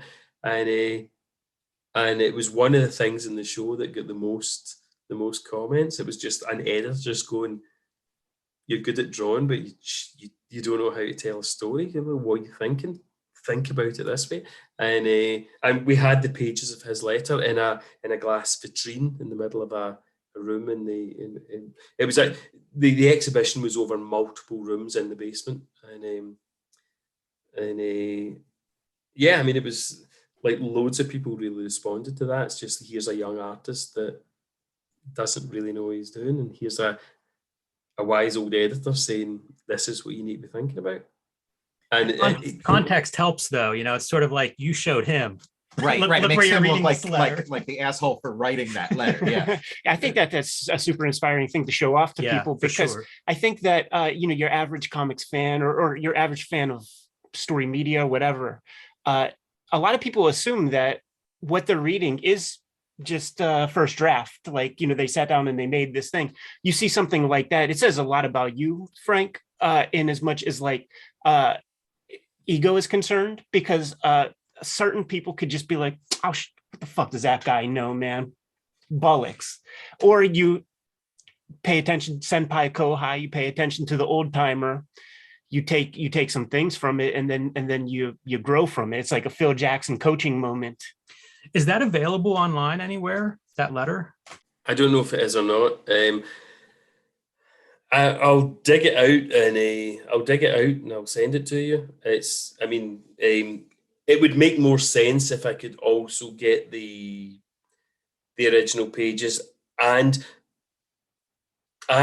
for that 3-page fight scene, which was all from a fixed angle. I mean, it was an old-fashioned black and white movie with two guys boxing. I mean, it was, and I look back, I'm actually embarrassed. It's so unlike a Lobo comic. It was like a flick book. He was absolutely right. But I redrew those 3 pages with extreme close-ups, with tilting the camera angle, and with the establishing shot at the start, it totally made sense and it was much more dynamic. So I totally got where he was coming from. But I didn't implement all the changes that he made simply because at some point in the process, we were told that the thing wasn't going to get published. So that was the end of it. But I'll certainly see what I can dig out. If I can scan the pages and contrast them. I mean, it's embarrassing because it's, when you see what I did wrong, it's like so obvious what I was doing wrong, But I didn't go to the Kubert school, I was learning as I went along, and I'm surprised at how obvious some of the mistakes I made were. But the thing is, what you're saying, it's not really about ego. I read Dan's notes, and there wasn't, to his credit, there wasn't a single suggestion that he made that I thought, oh, no, that's not right. Every single thing that he suggested was right, and it was better than what I'd done. And a couple of years prior to that, when I was working on 2020 Visions, I can't remember who edited. It might have been Axel Alonso, who's a brilliant editor, but somebody sent me notes, and it wasn't Axel. Somebody sent me notes about changes that I should make to that. And there was like 10 suggestions, and I went through them all. And this was before I'd worked with Dan Rasper. So this was before I had changed my way of thinking about storytelling. And they were like, zoom in 20%, zoom out 40%. I mean, it was like really, and one of them was, there was 3 characters in a panel, and all 3 of them were speaking, and it was suggested that I zoom in on the one that was sitting down. And I was like, well, what about the other 2 that have got dialogue? Are the balloons just going to come in? And I got back to Axel and said, like, there's only a couple of these I agree with. The rest don't make a significant difference, and there's 1 or 2 that make it worse. And he just got back to me and said, do the ones that you think improve it. And, that'll be it. Yeah, it's a strange thing. They apparently years ago, like before royalties, artists would be able to make more money by becoming editors, and then with their experience, they could nurture younger artists. And for I don't know how many generations now, editors are almost always, they have a writing background, or they aspire to be writers. Very, very few editors I've worked with are artists themselves or have any real experience with the art side of storytelling. So it's I think that's one of the reasons. I mean, I kind of wish that I had started at a time where editors were artists and they could have guided me better, because I remember speaking to Dave Gibbons, and he was saying that when he started out, he would draw a story and send it in, and they would send it back to him, send the original artwork back with big pieces of tracing paper on top and all these notes written on it. And it was things like, like, if we're going to see a key going into a door, we need to see the lock and the door on the panel before it. And it was like, and he couldn't sign his work back in those days. And he said he's now glad that he didn't. But he said, like, it was real, like, if something happens in this panel, you need to know why in the panel before. And I remember, again, with Dan Rasper, I remember him saying that Dave Gibbons was the best meat and potatoes storyteller in comics. And he said he's never going to knock your socks off, but you will never, ever have to go back a page to work out what's going on. And over the years, the number of times I've picked up a piece of Dave Gibbons' work, particularly Watchmen, just to look at the storytelling, and then 5, 10, 20 minutes later, I've gone through all these pages because I'm just reading it again, and you just get drawn into a flow. I mean, he's a phenomenal storyteller. He really is. He's an absolute master of just leading you along and doing all the work for you. So I feel I've actually learned a lot from looking at his work. Frank, any plans to write a book on storytelling? No, there's a number of colleges and universities and art schools in Scotland that do comic book courses, sequential art courses, and so on at degree level. And a number of times I've been invited to go and speak, and typically I'll have a selection of images, and I'll talk through my process and why I made the decisions I made, and why it works the way it works, and I enjoy doing that because I spend a lot of time thinking about this stuff. So particularly if I've had time to prepare and I've got examples, I find it very easy to break it down. For all that, I'm very methodical in the way I work. I'm very, very disorganized in general.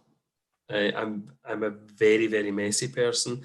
Nothing that I own, from the stuff that I've got in my pockets to the tons of stuff that I've got in my studio, nothing is in order. Everything is just a jumble. So if I were to do a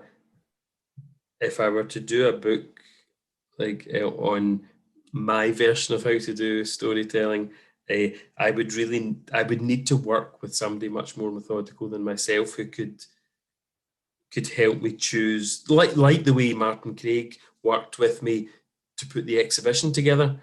I would need somebody to actually help me structure that. I don't feel I've got the set of skills necessary to put it all together myself. What's his email? We'll send him a request.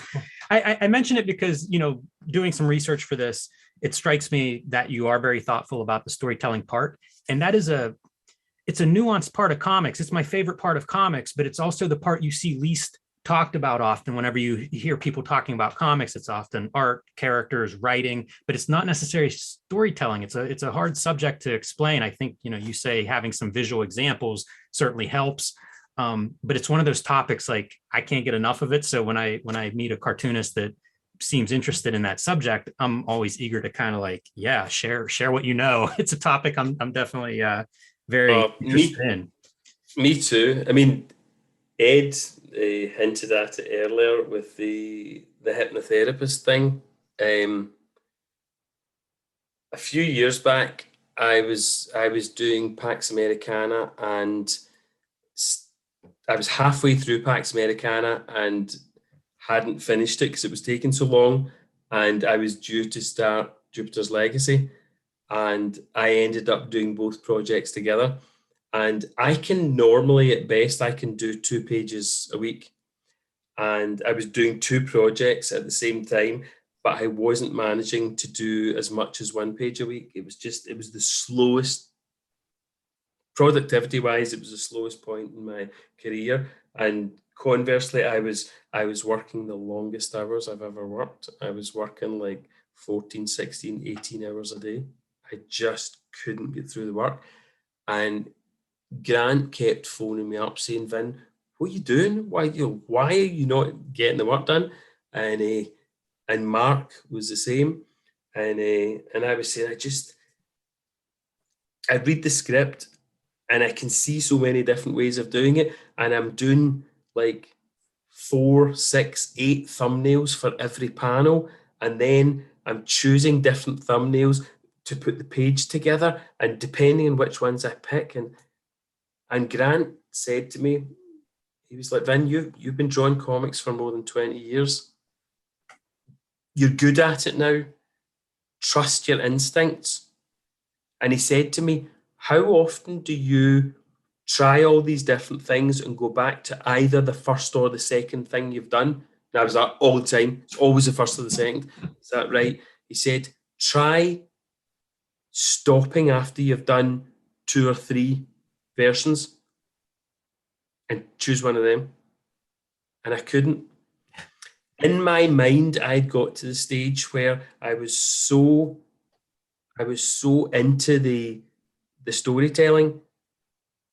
It was kind of like in my mind I was giving a class, like doing a lecture, and these were all different permutations of how you could tell this story page based on this 1 page of script. And Grant was like, you've got a wife and 3 kids. You need to get the work done. I want this out. Trust yourself. And I couldn't. And Mark phoned me up and went, tell me what's going on. What are you doing? And I told him, and he went, there was a big pause, and he went, would you see a hypnotherapist? And I was like, yeah, okay. He was like, one of my neighbours, he's retired now, but he's a really successful hypnotherapist. He's helped people stop drinking. He's helped people stop smoking.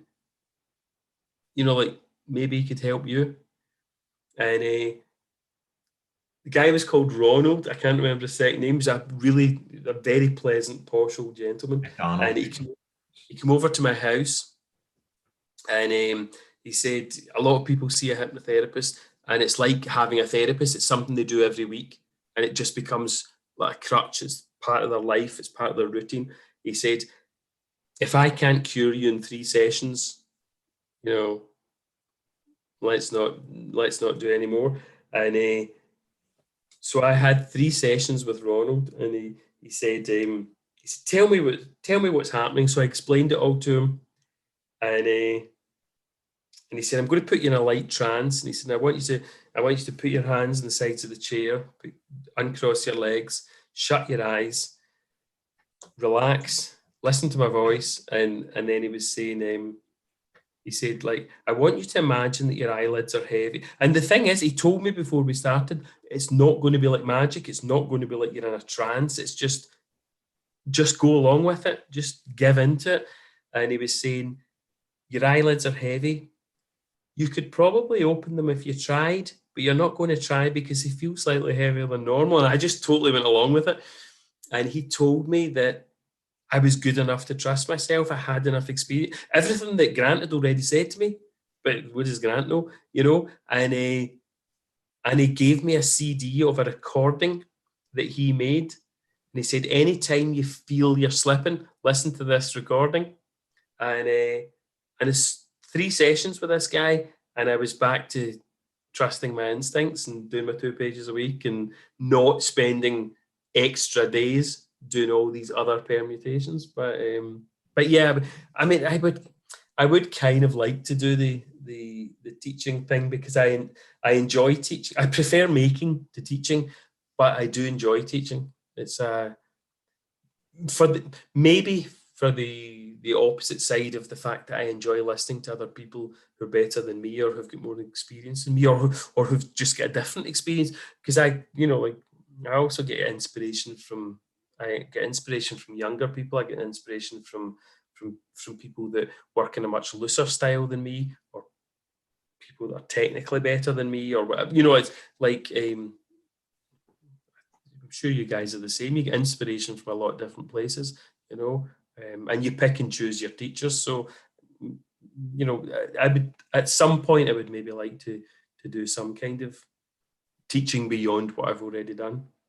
It's interesting because, like, it seemed to me the point of Pax Americana was to put a Watchmen's amount of effort into one issue of a comic. So this, like, behind the fact that Grant was surprised that it was taking you a while to do this, and then the fact that you actually did go like as deep as that.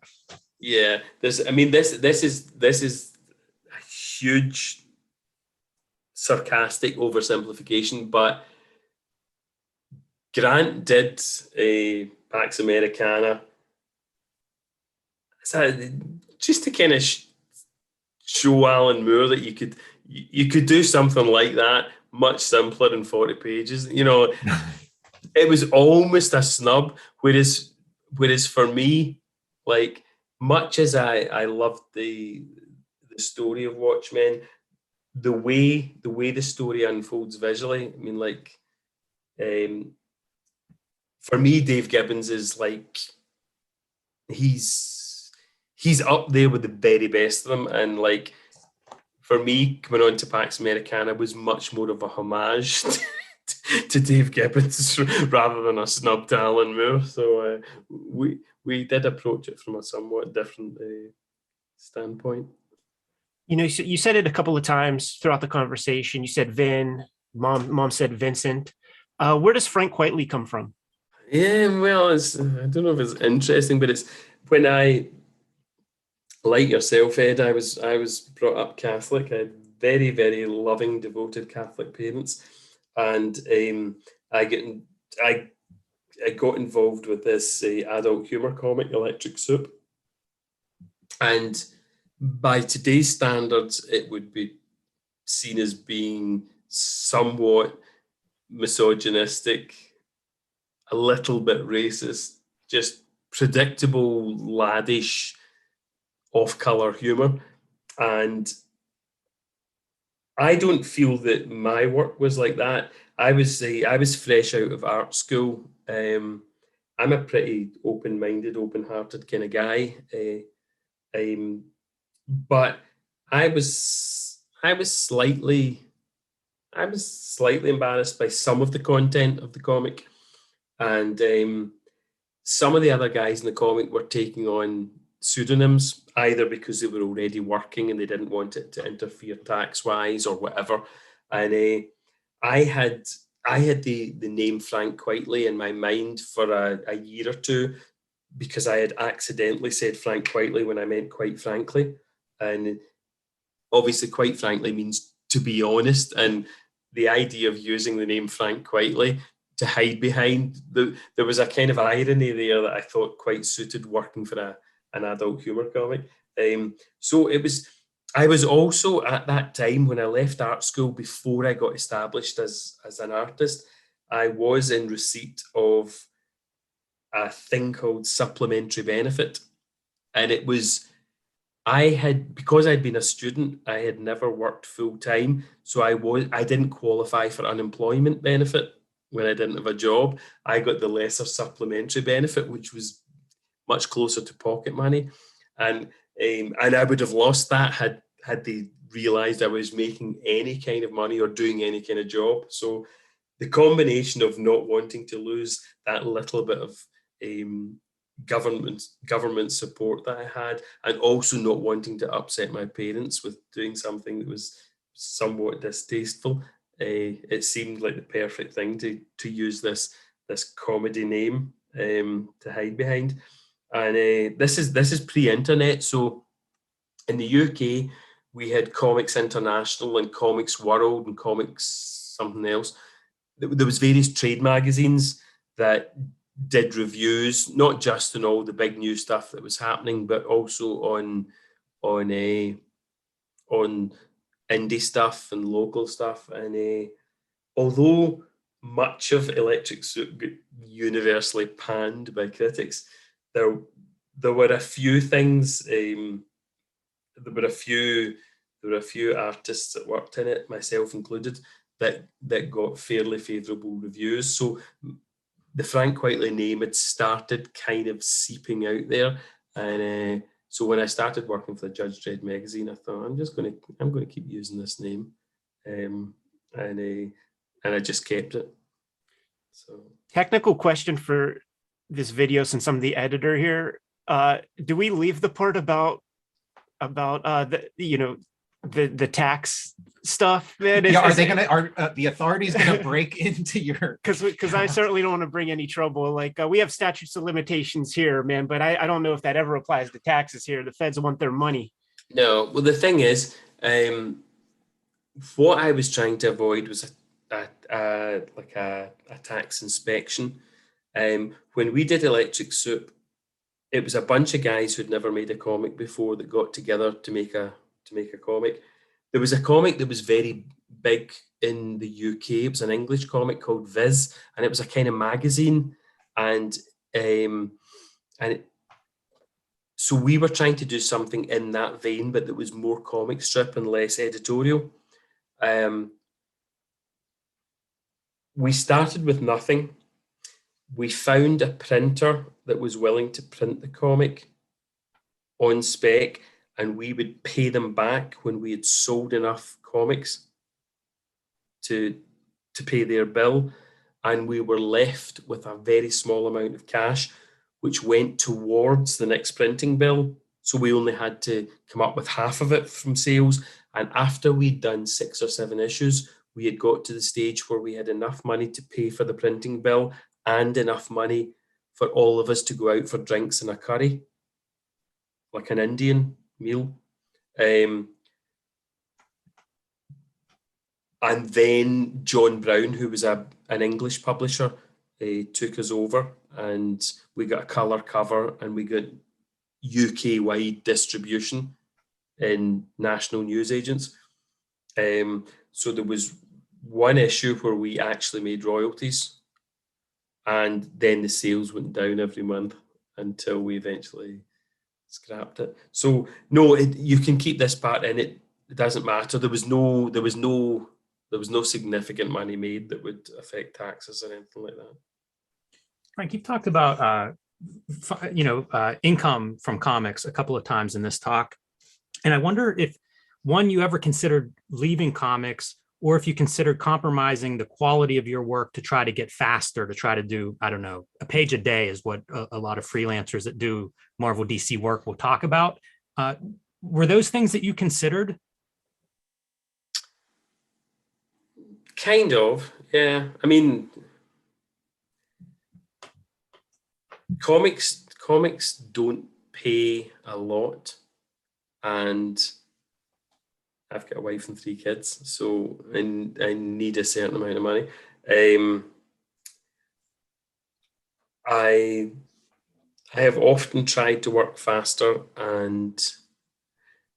but there's this thing. I mean, I've heard you guys speaking about it before in some of your other talks about artists who could maybe try loosening up and don't manage it, and there's a lot of examples in my work where I look at it and think, oh, this is it's overworked, or it's overwrought, or it's tight or whatever.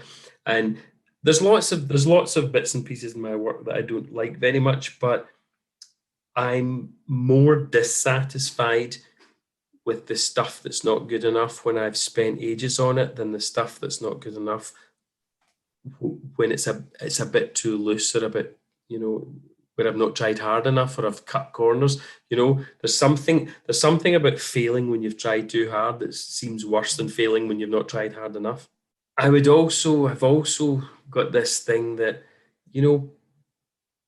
when you're invited onto a new project and you're given a new page rate, particularly when they put your page rate up, and you feel like, well, they expect a certain thing from me, and it makes it harder to try and do something more simple or more cartoony, or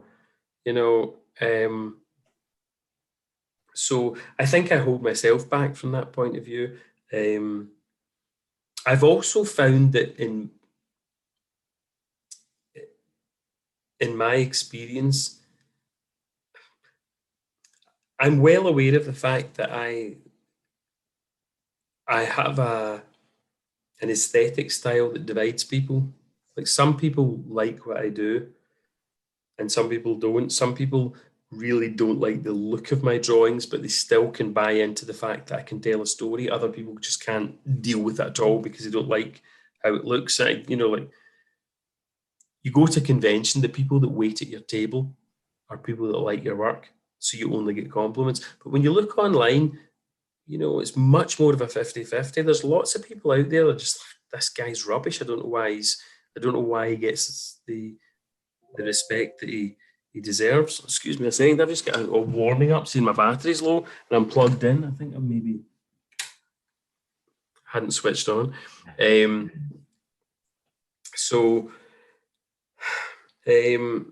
if you got 50-50 good, bad online comments, then you're doing great.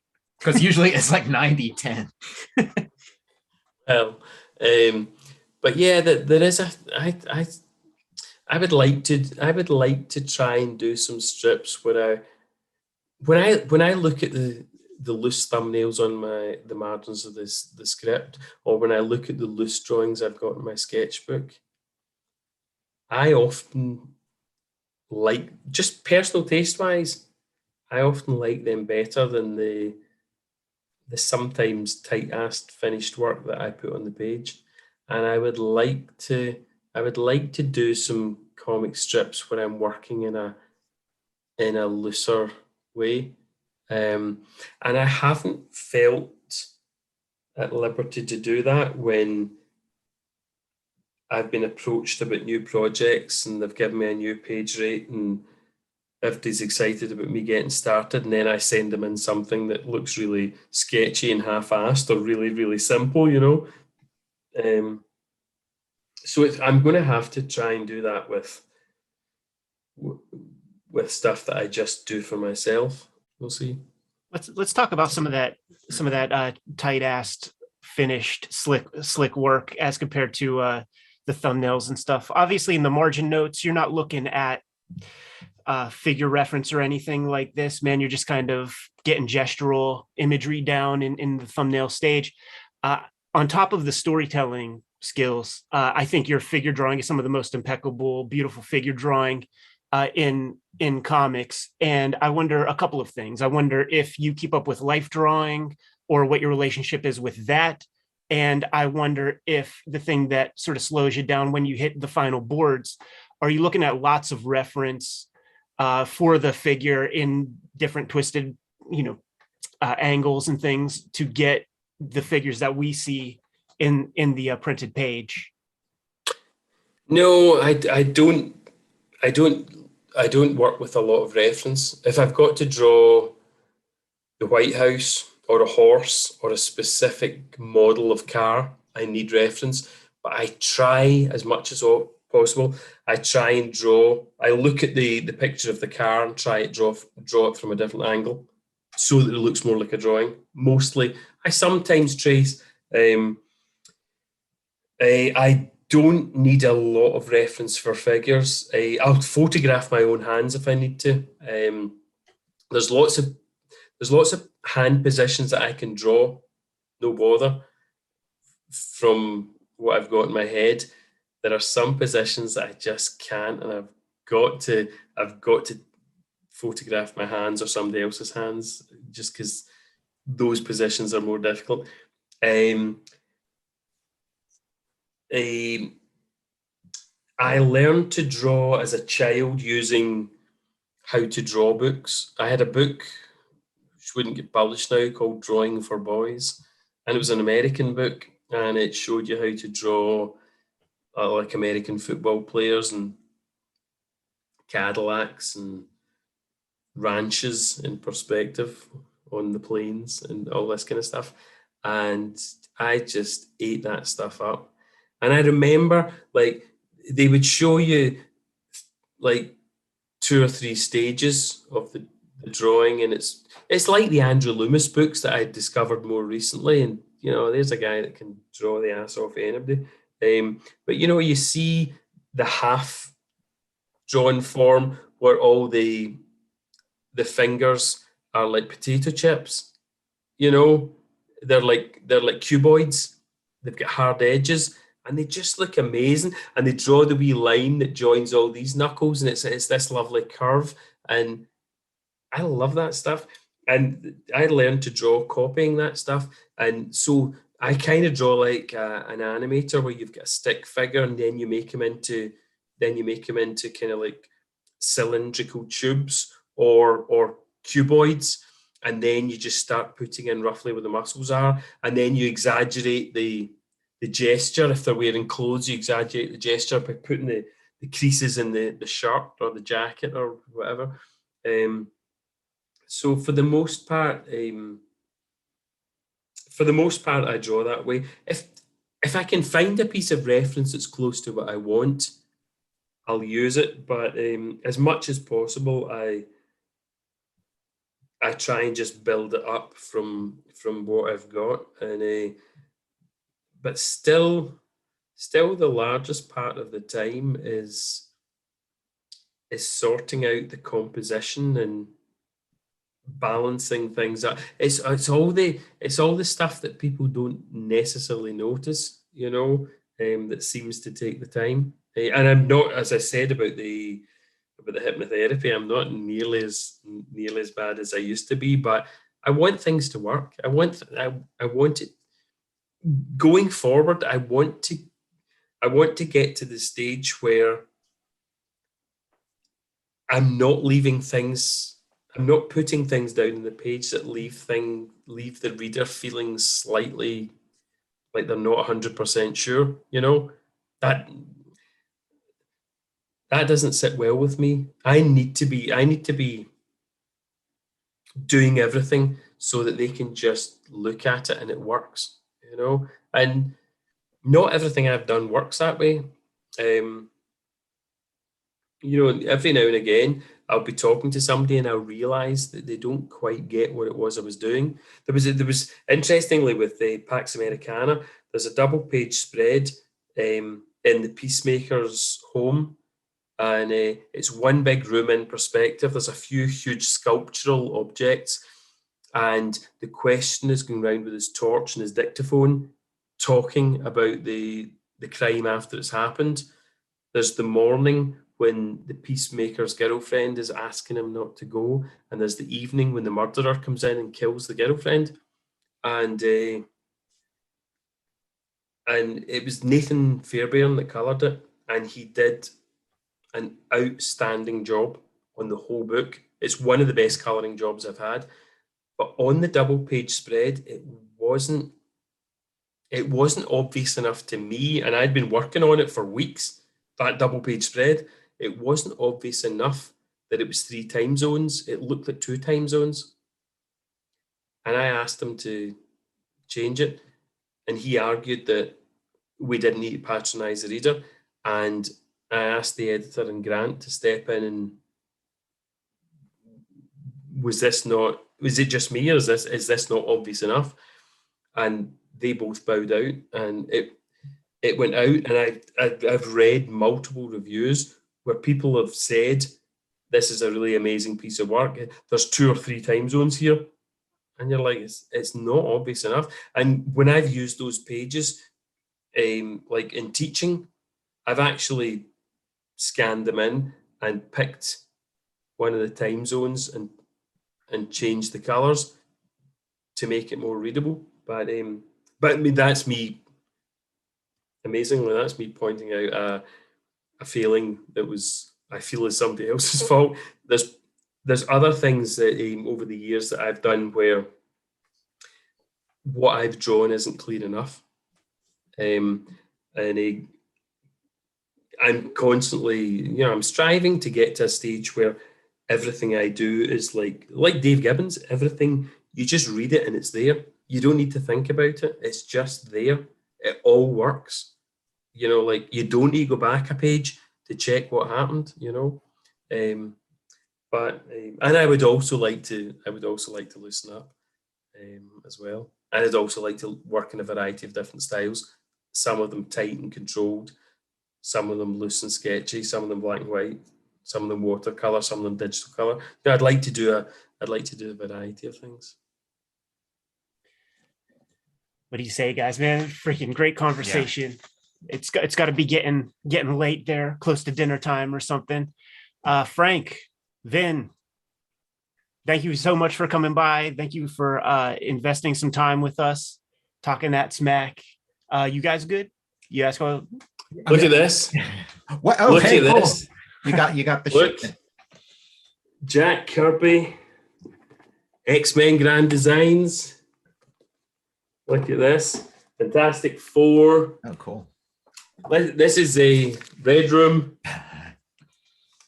This is my friend Jim Hamilton that runs Comics International.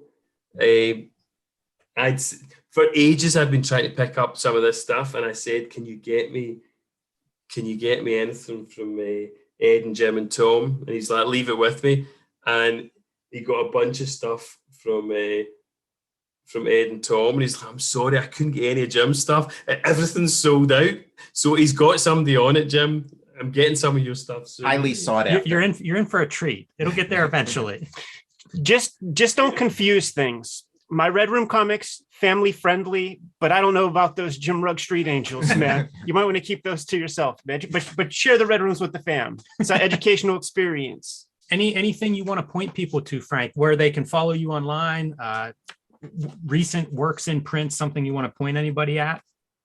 No, I've for years I had no social media, and when Jupiter's Legacy came out, I felt pressured into getting Instagram and Twitter because the whole machine behind Jupiter's Legacy, everybody involved, everybody was trying to support it on social media, and I just felt pressured into joining in.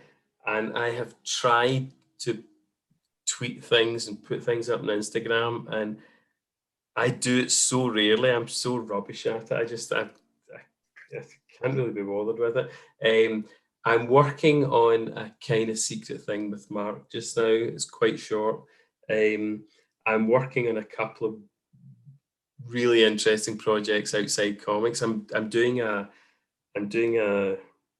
working with a whiskey distillery just now, a Scotch whiskey distillery, who approached me. They had a bunch of traditional myths and legends, and they wanted me to do drawings that would work in 4 panels when you turn the box that the whiskey bottle was in your hands, and they got the master blender to choose whiskies with tasting notes that matched the narrative and all this kind of thing.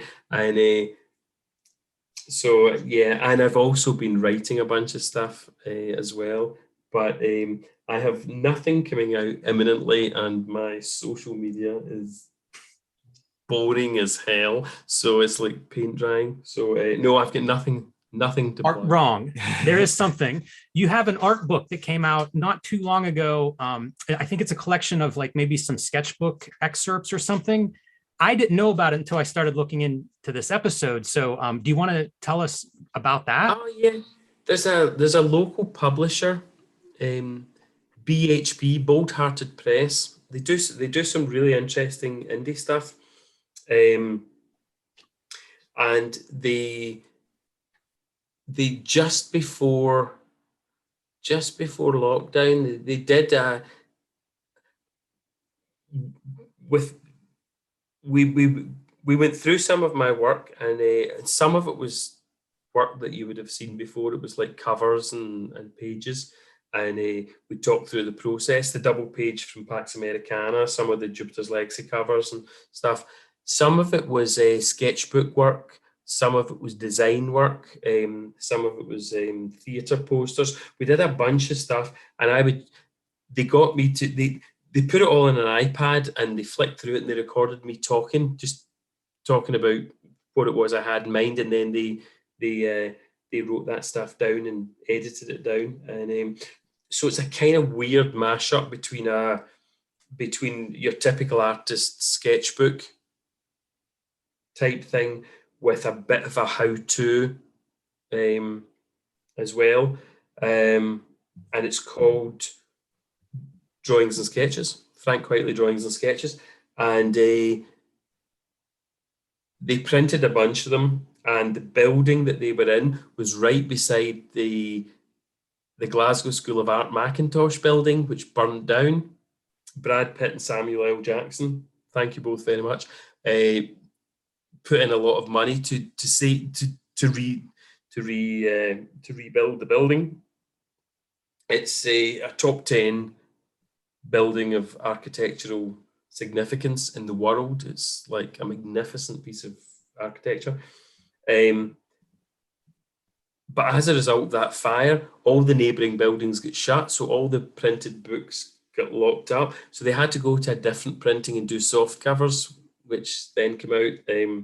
And now they've done one with Charlie Adlard, and they're going to keep doing these as an ongoing thing. So yeah, there's a Frank Whiteley Drawing and Sketches book from BHP, which is a local Scottish publisher. Yeah, and if you're having trouble sleeping, you could check out my Twitter or Instagram. Saw that one piece on Instagram. It was like a David Cho piece of fan art or something. Like, what's the story behind that? Is that one of the secret things you're working on? David Cho got in touch. What a character! I mean, he's like the polar opposite of me. He's like this amazing force of nature, free spirit, like honest to the point of turning himself inside out. And I'm like a clam. I can't tell anybody anything. I'm just like, I'm all closed up and private. And we talked, the first time we spoke, we talked on the phone for like an hour and a half. And he's so warm. He's so engaging. He's so creative. He's so intense. It was an amazing conversation. And he sent me, like ages ago, he sent me early edits of the show, and it was brilliant. And then we got talking about he was like asking me about like what we were talking about earlier about the fact that most of my work is pretty tight and pretty finished, and it looks like there's a bit of thought behind it. And he's like, have you not got anything shitty? Have you not got anything like have you not got anything that you just rattle off and and you wouldn't show anybody because it's rubbish? And I was like, I've got books full of stuff that I wouldn't show anybody. He's like, going to send me some. And he said, I used to do a lot of writing, and I've kind of not done any writing, and I feel like if I had a bunch of images, and he said I like really shitty bad drawings. He said, so if I had a bunch of images that had nothing to do with each other, I could make a story out of it. So I sent him, against my better judgment, I sent him a bunch of thumbnail sketches and excerpts out of my sketchbook and other doodles and things. And he wrote this hilarious story. And we talked about, do we bring this out as a really cheap like Xerox zine, or do we take it to to Tashin or somebody and make it into like a like a really high end art book, and we hadn't really decided, and then it kind of that project is just kind of in limbo, and then he got in touch and said the show is coming up. Would you be interested in doing a piece of artwork for me? And I need to have the paint in my face, I need to have the blonde hair, I need to have the Hawaiian shirt. Beyond that, do whatever you want. And I did a drawing that I coloured and I sent it to him, and he put out the black and white version, and loads of other people coloured it, and so that was kind of fun. If you look closely, man, that paint can that Frank drew doesn't say Krylon, man. It says Kayfabe. It does. I forgot about that. Yeah, it's because I didn't know about you guys until you. It was either until you interviewed either Mark Miller or Brendan McCarthy, and one of the two of them got in touch with me saying you need to see these guys, and that must have been around about the time of the first lockdown. And I mean, I listen to a lot of stuff when I'm working, but I think by a fair margin, like the Kayfabe stuff has been my most listened to thing all the way through lockdown. And there's loads of Kayfabes that I've listened to more than once, simply because when you're sitting working, another one just comes up, and you might have heard it before, but you hear, especially when you're not looking at it, you hear more while you're sitting drawing. And yeah, it's really weird because it's really weird doing this because I kind of feel like I know you guys. It seems odd sitting talking, you know, like the three guys I haven't met, but I kind of feel I know you. But yeah, I know loads of people that loads of guests you've come on have basically started off by saying you guys are doing an amazing job, don't stop doing what you're doing, and all the rest of it. And I didn't want to just reiterate what's been said so often, but it's such a good thing to hear people with very, very broad tastes like enthusing. And sometimes you're just enthusing, and sometimes you've been really insightful, but it's just listening into conversations like the conversations I have with other comic pals. It's inspiring and refreshing, and it's just it's great, and I hope you guys keep doing this. Well, God damn it, that's a good place to leave it. Yeah, I don't think we're going to top that.